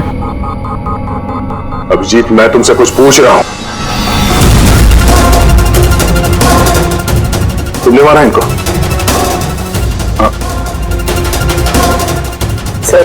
सर आप अभिजीत सर पे इल्जाम लगाए हैं सर। मुझे इल्जाम लगाने की जरूरत नहीं है पूर्वी, तुम देख नहीं रही हो? यहां दो लाशें पड़ी हैं, खून से लथपथ, और सीआईडी ऑफिसर अभिजीत लाशों के बीच से ये बैज उठा रहा है, या यूं कह लो कि सुराग चुरा रहा है। अभिजीत, मैं फिर पूछ रहा हूं तुमसे, मुझे तुम्हारे साथ अपराधियों जैसे बर्ताव करने पे मजबूर मत करो। तो क्या करूं मैंने? क्या बोलूं मैं? अगर मैं बोलूं कि मैंने ये नहीं किया तो मानोगे? अगर मैं कहूं कि मुझे पता नहीं कि मैंने किया है या नहीं? आई नो, मैं अनर्गल बोल रहा हूं, लेकिन तुम लोग तो मुझे जानते हो ना। अभिजीत, यहां मेरे सामने जो सबूत पड़े हैं उनको देखकर हम कुछ कह नहीं सकते। मुझे अपना फर्ज निभाना होगा।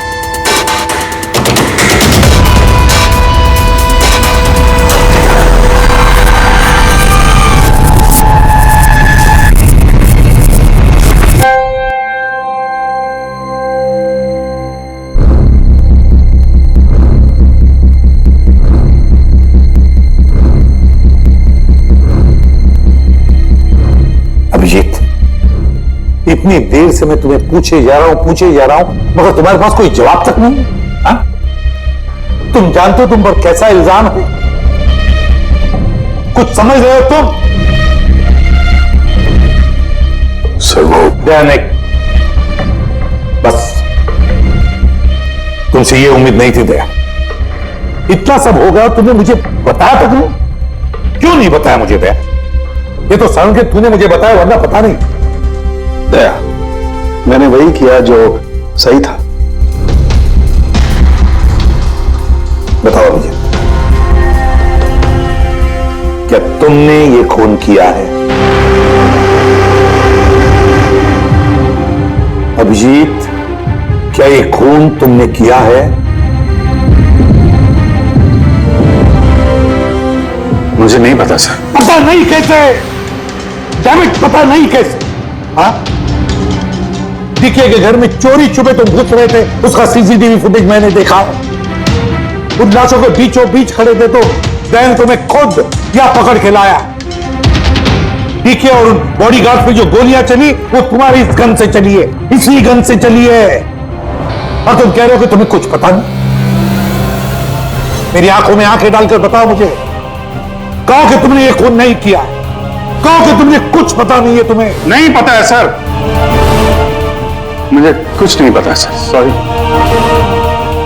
क्या बताऊं मैं आपको, क्या बोलूं सर, जब मैं खुद नहीं जानता सर कि मैं डीके के घर में क्यों पहुंचा, कैसे ये सारे खून मेरे इस गन से हो रहे हैं, मुझे नहीं पता सर।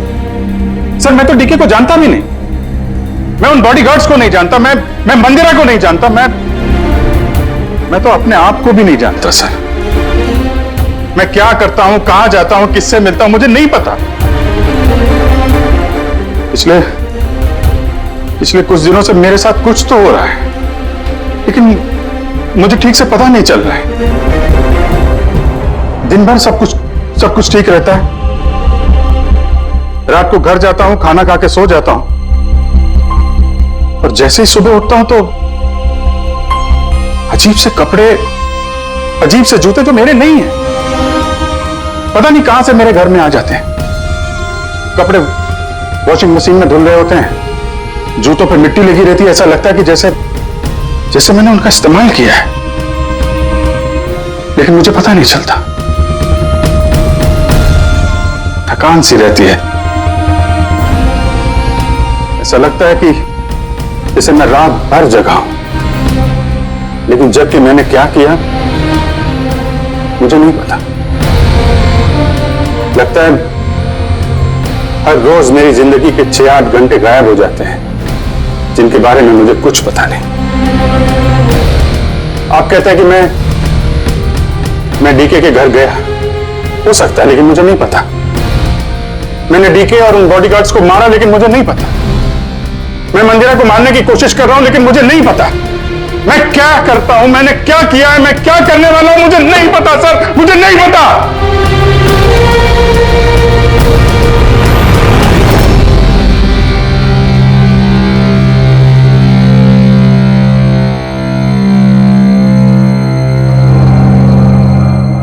देखो अभिजीत, इस वक्त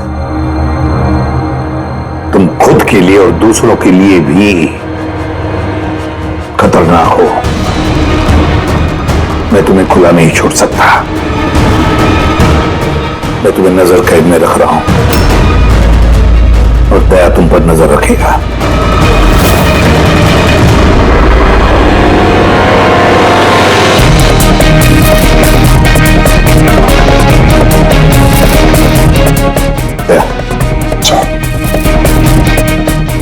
बात अच्छी तरह से याद रखना, तुम अपने दोस्त पर नहीं बल्कि एक कातिल पर, एक खूनी पर नजर रख रहे हो।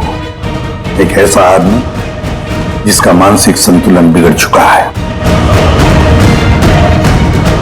अब से इस केस की तहकीकात मैं खुद करूंगा और तुम अभिजीत को रोकोगे कोई भी जुर्म करने से। अगर उसके लिए तुम्हें अभिजीत पर गोली भी चलानी पड़े तो वो तुम चलाओगे। Is that clear? Yes sir.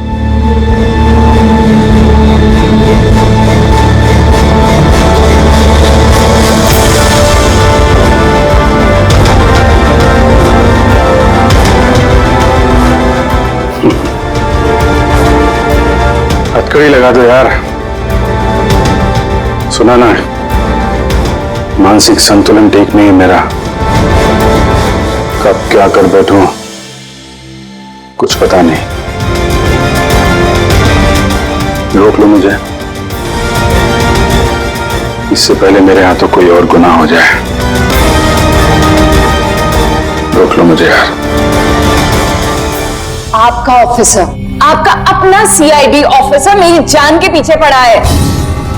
उसने उन लोगों को भी मार डाला जो मेरी हिफाजत कर रहे थे, और आप बड़ी शान से कह रहे हैं कि डरने की कोई बात नहीं है।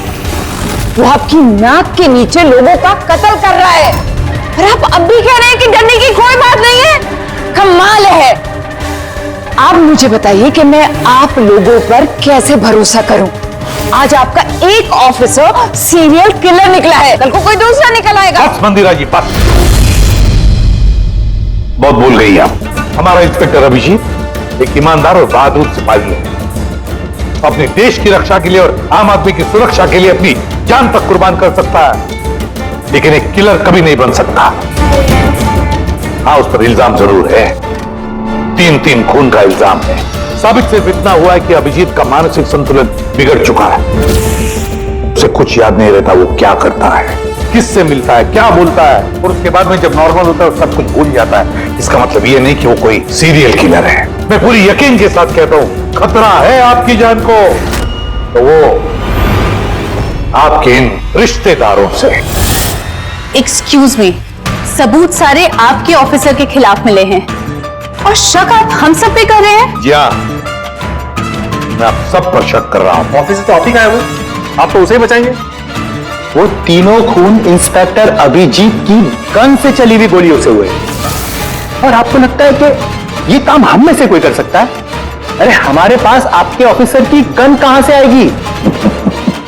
शिखर जी, जल्द से जल्द हम पता लगा लेंगे कि इंस्पेक्टर अभिजीत की गन आपके पास कैसे आई। लेकिन मंदिरा जी, एक रिक्वेस्ट है, आपका जो 30 दिसंबर का इवेंट है वो आप कैंसिल मत कीजिए। बहुत अच्छा मौका है खूनी को पकड़ने का, क्योंकि खूनी उस इवेंट में जरूर आएगा।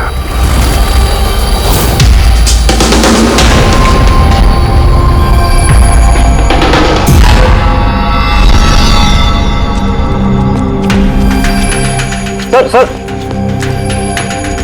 हाँ संजय, क्या बात है?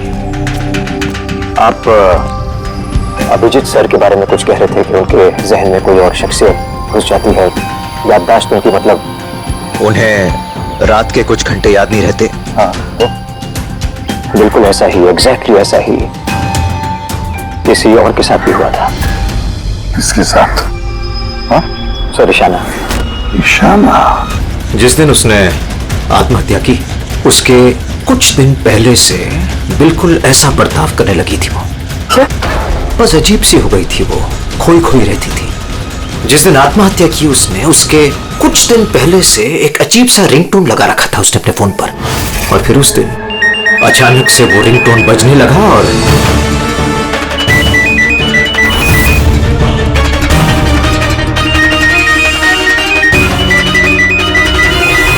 तो ऐसा लग रहा था कि वो ईशाना नहीं, कोई और है। सर अभिजीत सर भी तो दिल्ली से आने के बाद इस तरह से बिहेव कर रहे हैं। हाँ, ईशाना, अभिजीत, दिल्ली, ये तीनों का कोई ना कोई कनेक्शन जरूर है, कुछ ना कुछ तो गड़बड़ जरूर है, कुछ ना कुछ तो है।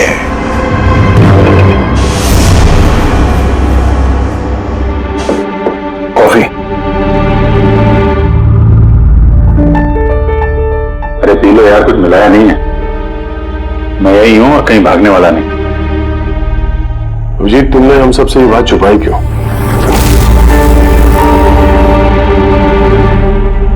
छुपानी पड़ी यार, क्या करता। मुझे कुछ समझ में नहीं आ रहा था कि मैं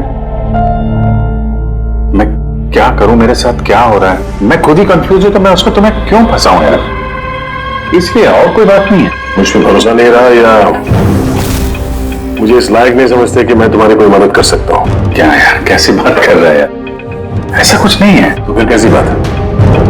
मुझे तो ये लगने लगा है कि मैं तुम्हें जानता भी नहीं हूं। इस वक्त मैं यहां बैठकर जिस आदमी से बात कर रहा हूं वो अभिजीत है या फिर कोई टोनी।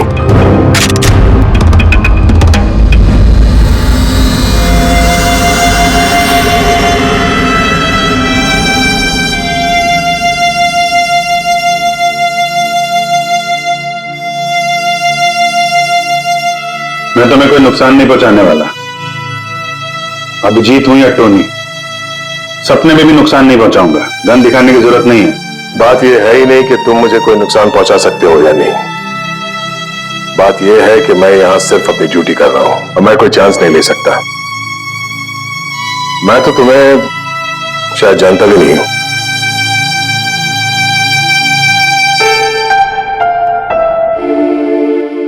ठीक है, जब तुम समझने को तैयार ही नहीं है तो क्या।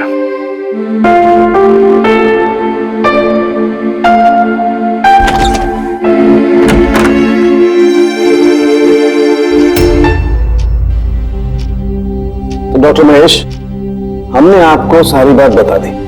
अब आप बताइए, आपको क्या लगता है? देखिए, अभी अभी आपने जो कुछ भी मुझे कहा ये अभिजीत और ईशाना के बारे में, उससे एक बात तो बिल्कुल साफ है कि दोनों की कंडीशन एक जैसी है। Artificially induce split personality. इसे सरल शब्द में मैं आपको समझाऊं तो इसमें पेशेंट के दिमाग में उसके अपने व्यक्तित्व के अलावा एक और व्यक्तित्व को प्लांट किया जाता है जो किसी खास दशा, निर्देश, आदेश के मुताबिक चलता है, और उसे इस तरह सेट किया जाता है कि वो व्यक्तित्व खास निर्धारित समय पर निर्धारित ट्रिगर मिलने पे उस व्यक्तित्व पे हावी हो जाता है।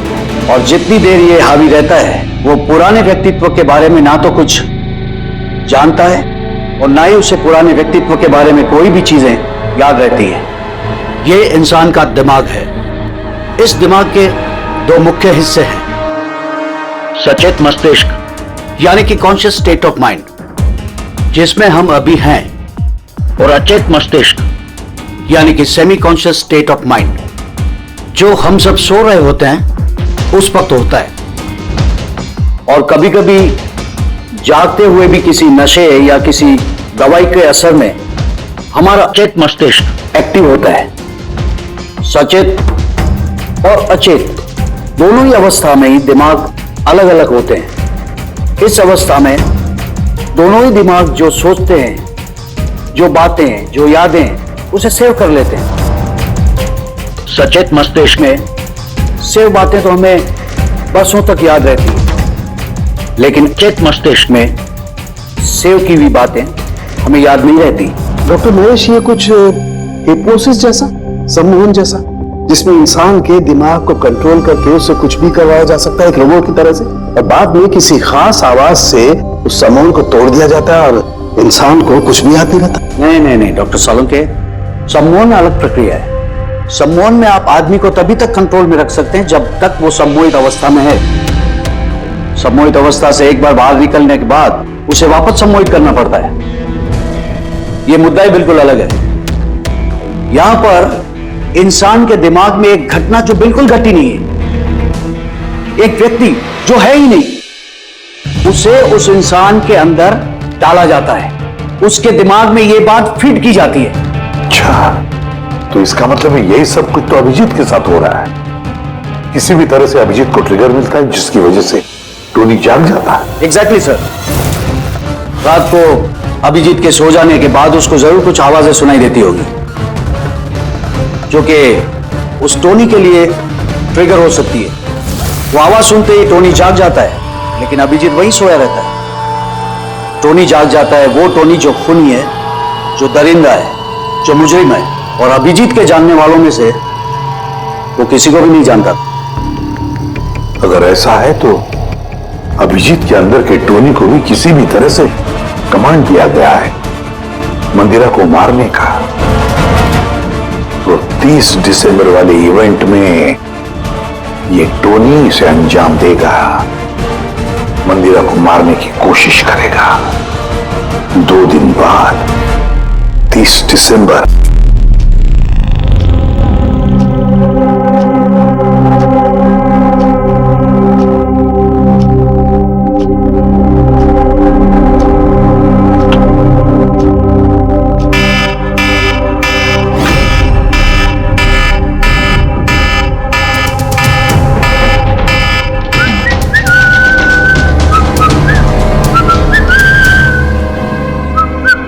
अभिजीत,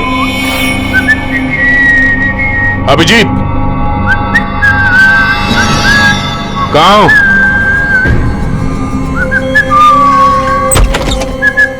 अभिजीत, अभिजीत, ओए, टोनी।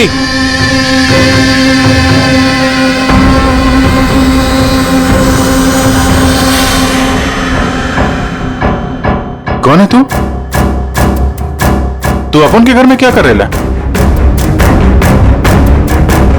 अभिजीत, टोनी, तुम यहां से बाहर नहीं जा सकते। तुम यहां नजरबंद हो। इस घर के अंदर रहना होगा, समझे? टोनी को अपना काम करने का है। मेरे रास्ते में खाली पीली आएगा, भेजा उड़ जाएगा। चल अब आने दे। घर से बाहर नहीं, घर में। हाथ हटा, हाथ हटा। बोलो ना, टोनी को अपना काम करने का है। मेरा भेजा मत हिला। मेरे और काम के रास्ते के बीच में कोई नहीं आ सकता। चल। टोनी, तुम कहीं नहीं जाओगे।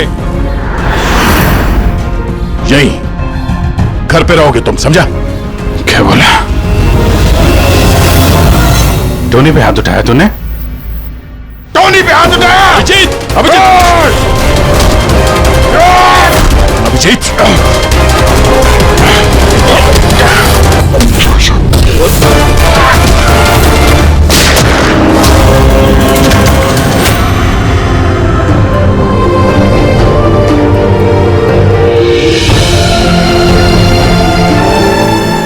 सकते हैं? क्या हुआ दया? ये लोग बोल रहे हैं कि मैंने नहीं अभिजीत, तुम अंदर नहीं जा सकते। तुमने दया की जान ले ली है। मैं तुम्हें गिरफ्तार कर रहा हूं।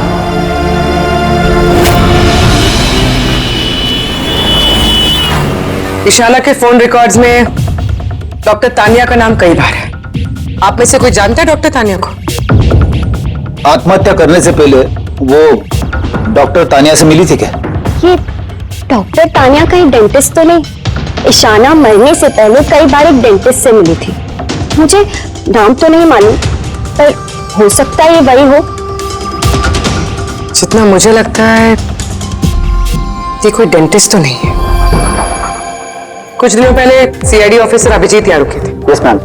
उस पूरे हफ्ते में यहाँ जो कोई भी रुका था उन सब की लिस्ट चाहिए, और उनके स्टे के दौरान इस लॉबी की सीसीटीवी फुटेज भी देखनी है।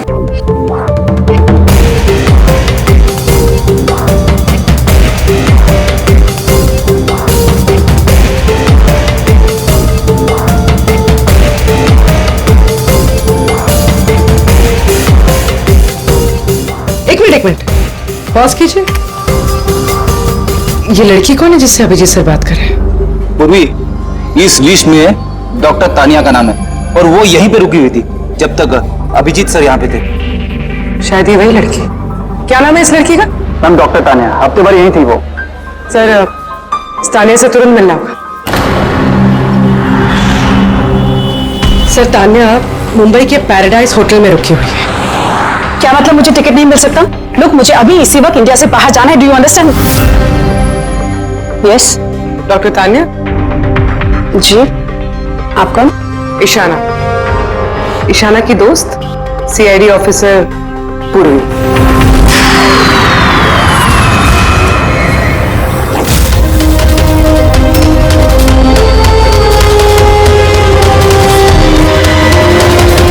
भागना बड़ा मुश्किल है। कहां भाग रही है तानिया जी? क्या क्या चाहते क्या है आप लोग? अभिजीत के साथ क्या किया तुमने?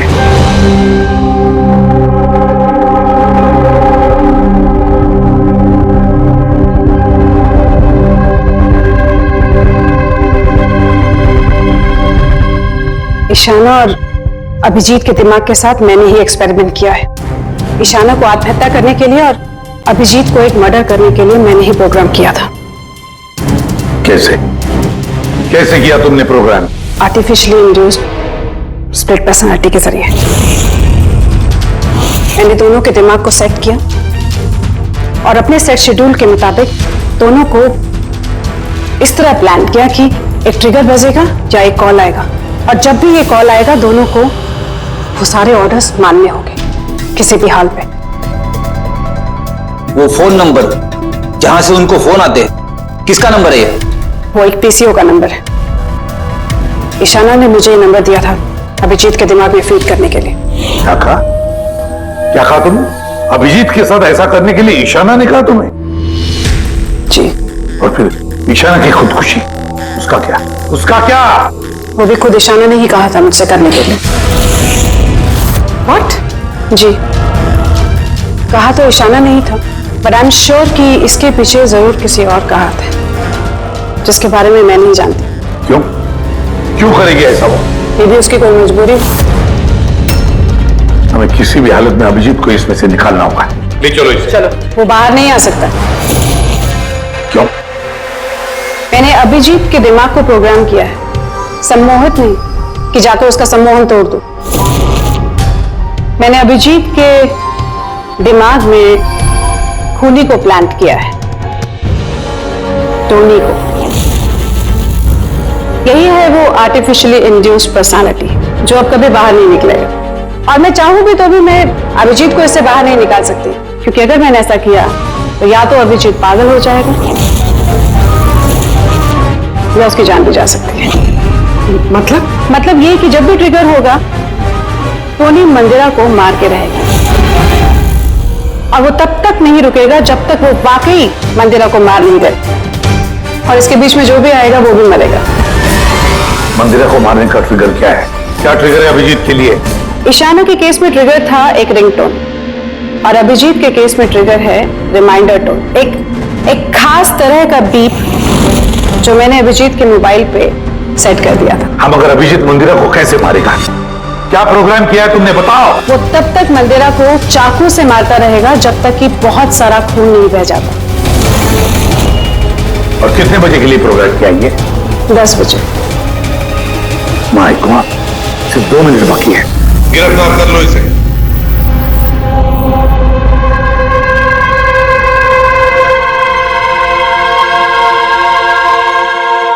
अभी जिंदगी में भी सोचा था सर कि आपके ऊपर मुजरिमों की तरह नजर रखनी पड़ेगी।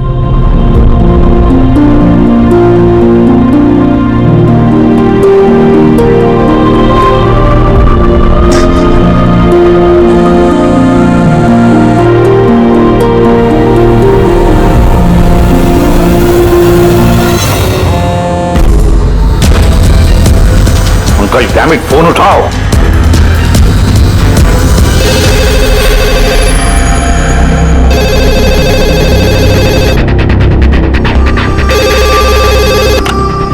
हेलो पंकज, कहाँ थे तुम? मोबाइल क्यों नहीं उठा रहे थे? सॉरी सर, मेरा फोन साइलेंट था। इधर ही सर, अभिजीत सर के पास। सुनो मेरी बात, अभी के अभी जाके अभिजीत का फोन स्विच ऑफ करो। क्या सर? फोन स्विच ऑफ करो? फोन स्विच ऑफ करो, जैसे मैंने कहा वैसे करो, अभी इसी वक्त। अभिजीत सर का फोन सर। पंकज, तुम सवाल क्यों कर रहे हो? अभी के अभी जाके फोन बंद करो। देखो, बिल्कुल वक्त नहीं है हमारे पास, नहीं तो अभिजीत का टोनी बन सकता है। अभी जाओ जल्दी।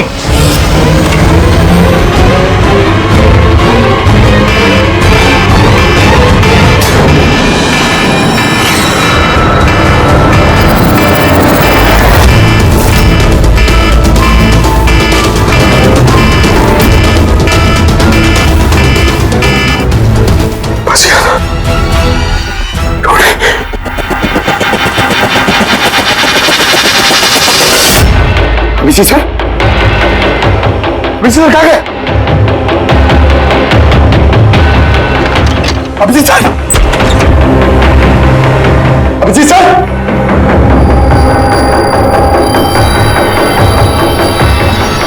टोनी को बंद करके रखिए। हाँ?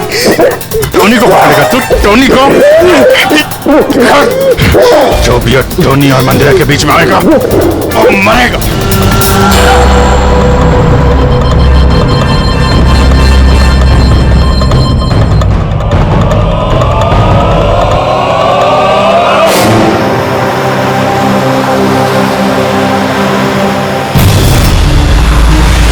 सर यही चैरिटी इवेंट का वेन्यू है।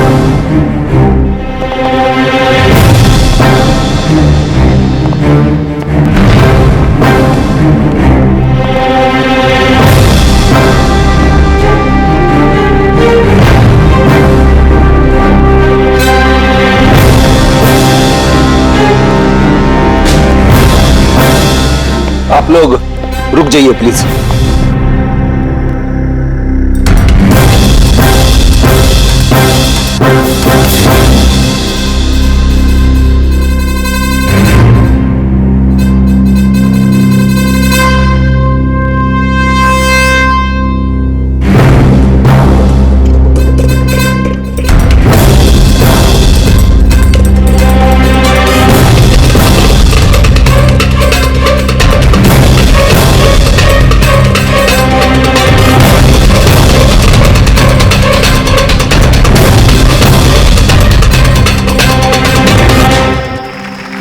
हेलो लेडीज एंड जेंटलमैन, हर साल की तरह इस साल की जो ये शाम है वो बहुत खास है, क्योंकि ये शाम है मंदिरा ज्वेलर्स के एनुअल चैरिटी इवेंट की, जिसमें जमा की गई सारी राशि दिल्ली और मुंबई के अनाथ आश्रमों और वृद्ध आश्रमों को जाती है। क्या बात है, तालियां बनती है इस बात पे डीकेसी चैरिटी के लिए। हर साल की तरह इस साल भी जो हमारी मुख्य अतिथि है वो और कोई नहीं है बल्कि मिसेस मंदिरा खन्ना है। तो आइए दोस्तों, आप सभी की जोरदार तालियों के बीच हम स्वागत करते हैं मिसेस मंदिरा खन्ना का। Mrs Mandira Khanna.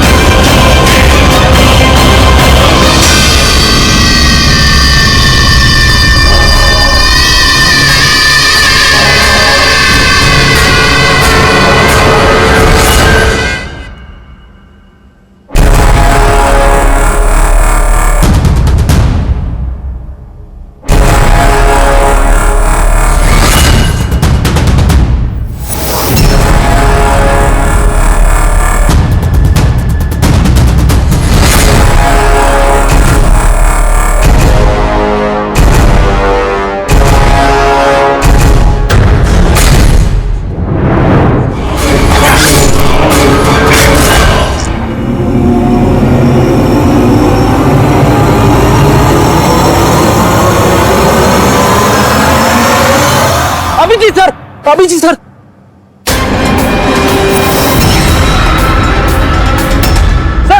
Sir light on. Sir अब जी ठीक है सर, हॉस्पिटल ले चलो, जल्दी आओ।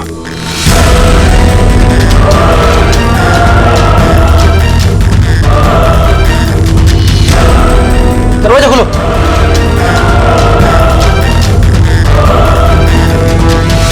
मंदिरा जी, टोनी ने अपना मिशन पूरा किया, मंदिरा जी को मारने का। वैसे हम पर भरोसा करने के लिए बहुत बहुत शुक्रिया मैम। ये आप लोग मुझे यहाँ क्यों लाए? मुझे तो स्टेज पे होना चाहिए ना। मैडम, हमारा एक प्लान है। प्लान? पूर्वी,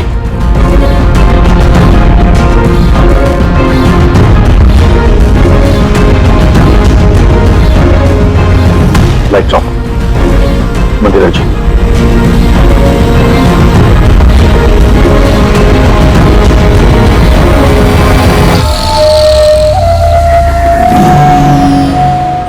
और आपकी हिम्मत की भी दाद देनी पड़ेगी।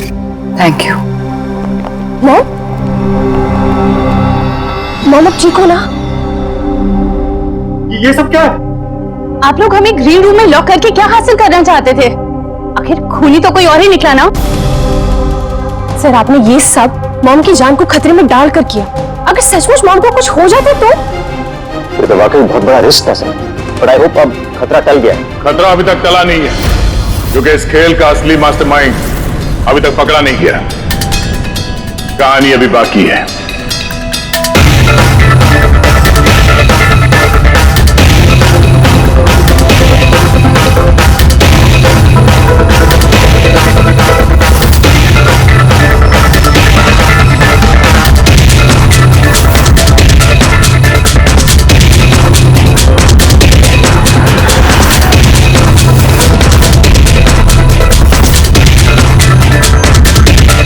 क्या हुआ?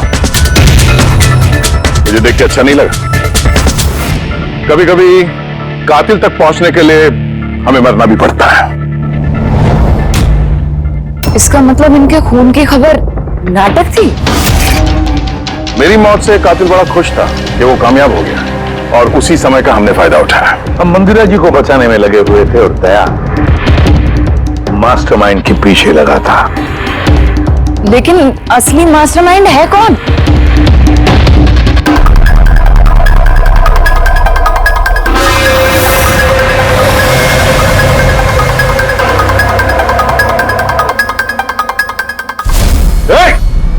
सर कोई भागा सर। पकड़ो उसे।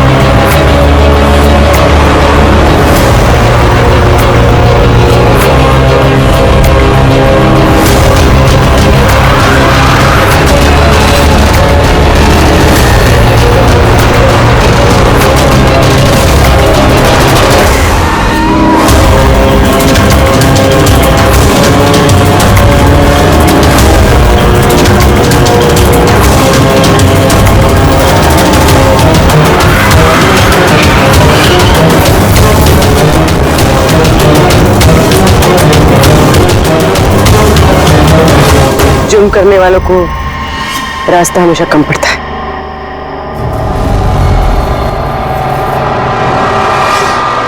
तुम ये सोच रही हो कि हमें कैसे पता चला कि खून तुमने किया? हमें ये तो पता था कि ये मास्टरमाइंड मंदिरा जी के अपने में से कोई है, इसलिए मेरी मौत के बाद सबसे पहले हमने ये पता किया कि आप में से वो कौन है जो अभिजीत को जानता था या फिर उससे मिला था।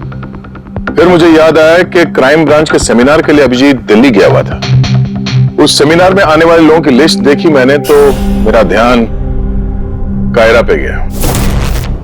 क्रिमिनल साइकोलॉजी की स्टूडेंट कायरा। जब हमने डॉक्टर तानिया से पूछताछ की तो पता चला कि ईशाना ने उससे कहा था ये सब करने के लिए। उस वक्त ईशाना की मां सरकारी अस्पताल में एडमिट थी। उसके तुरंत बाद ईशाना की मां को 7 स्टार हॉस्पिटल में एडमिट किया गया और उसका सारा खर्चा मिस कायरा ने उठाया था।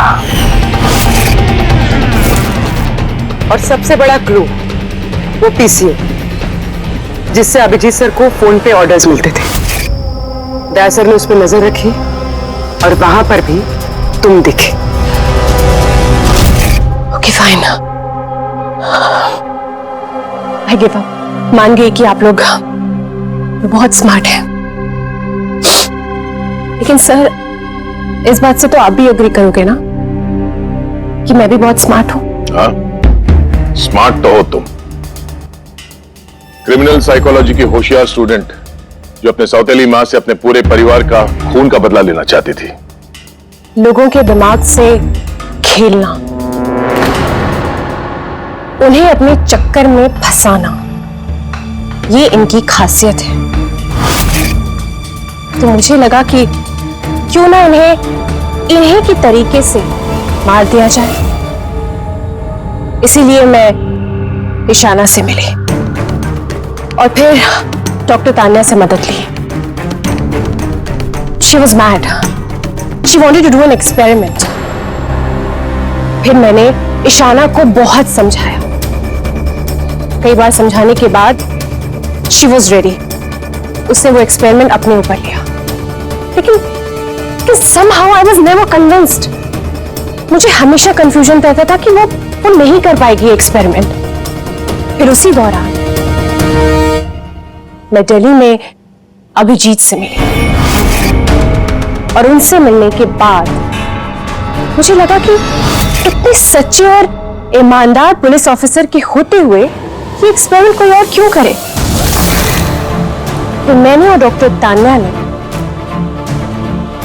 अभिजीत को मोहरा बनाया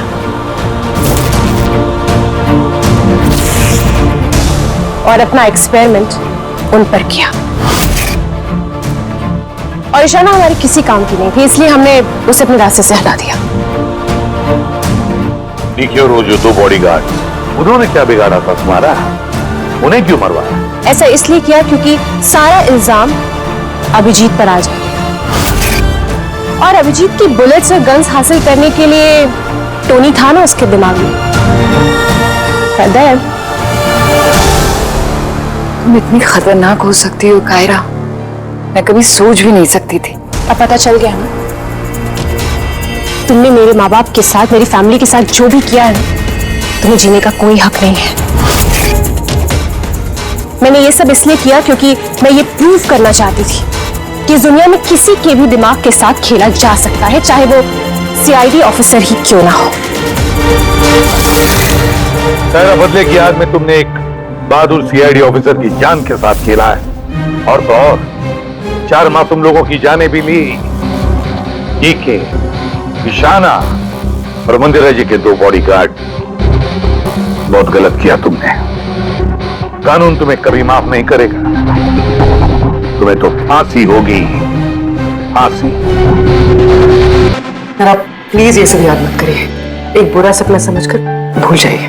बुरा क्या भावना?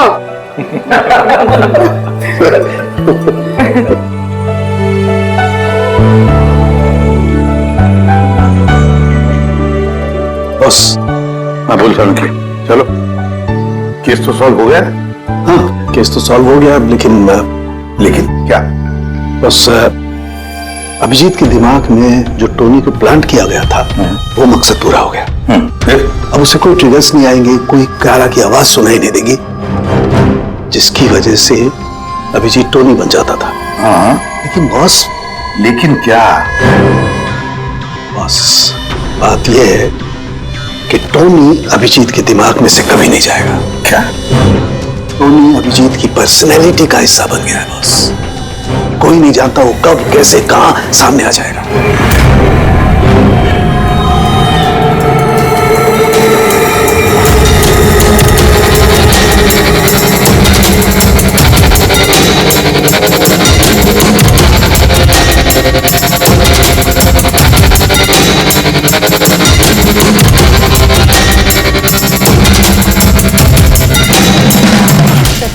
और भी एपिसोड देखने के लिए हमारे चैनल को सब्सक्राइब करें और बेल आइकन दबाना ना भूलें।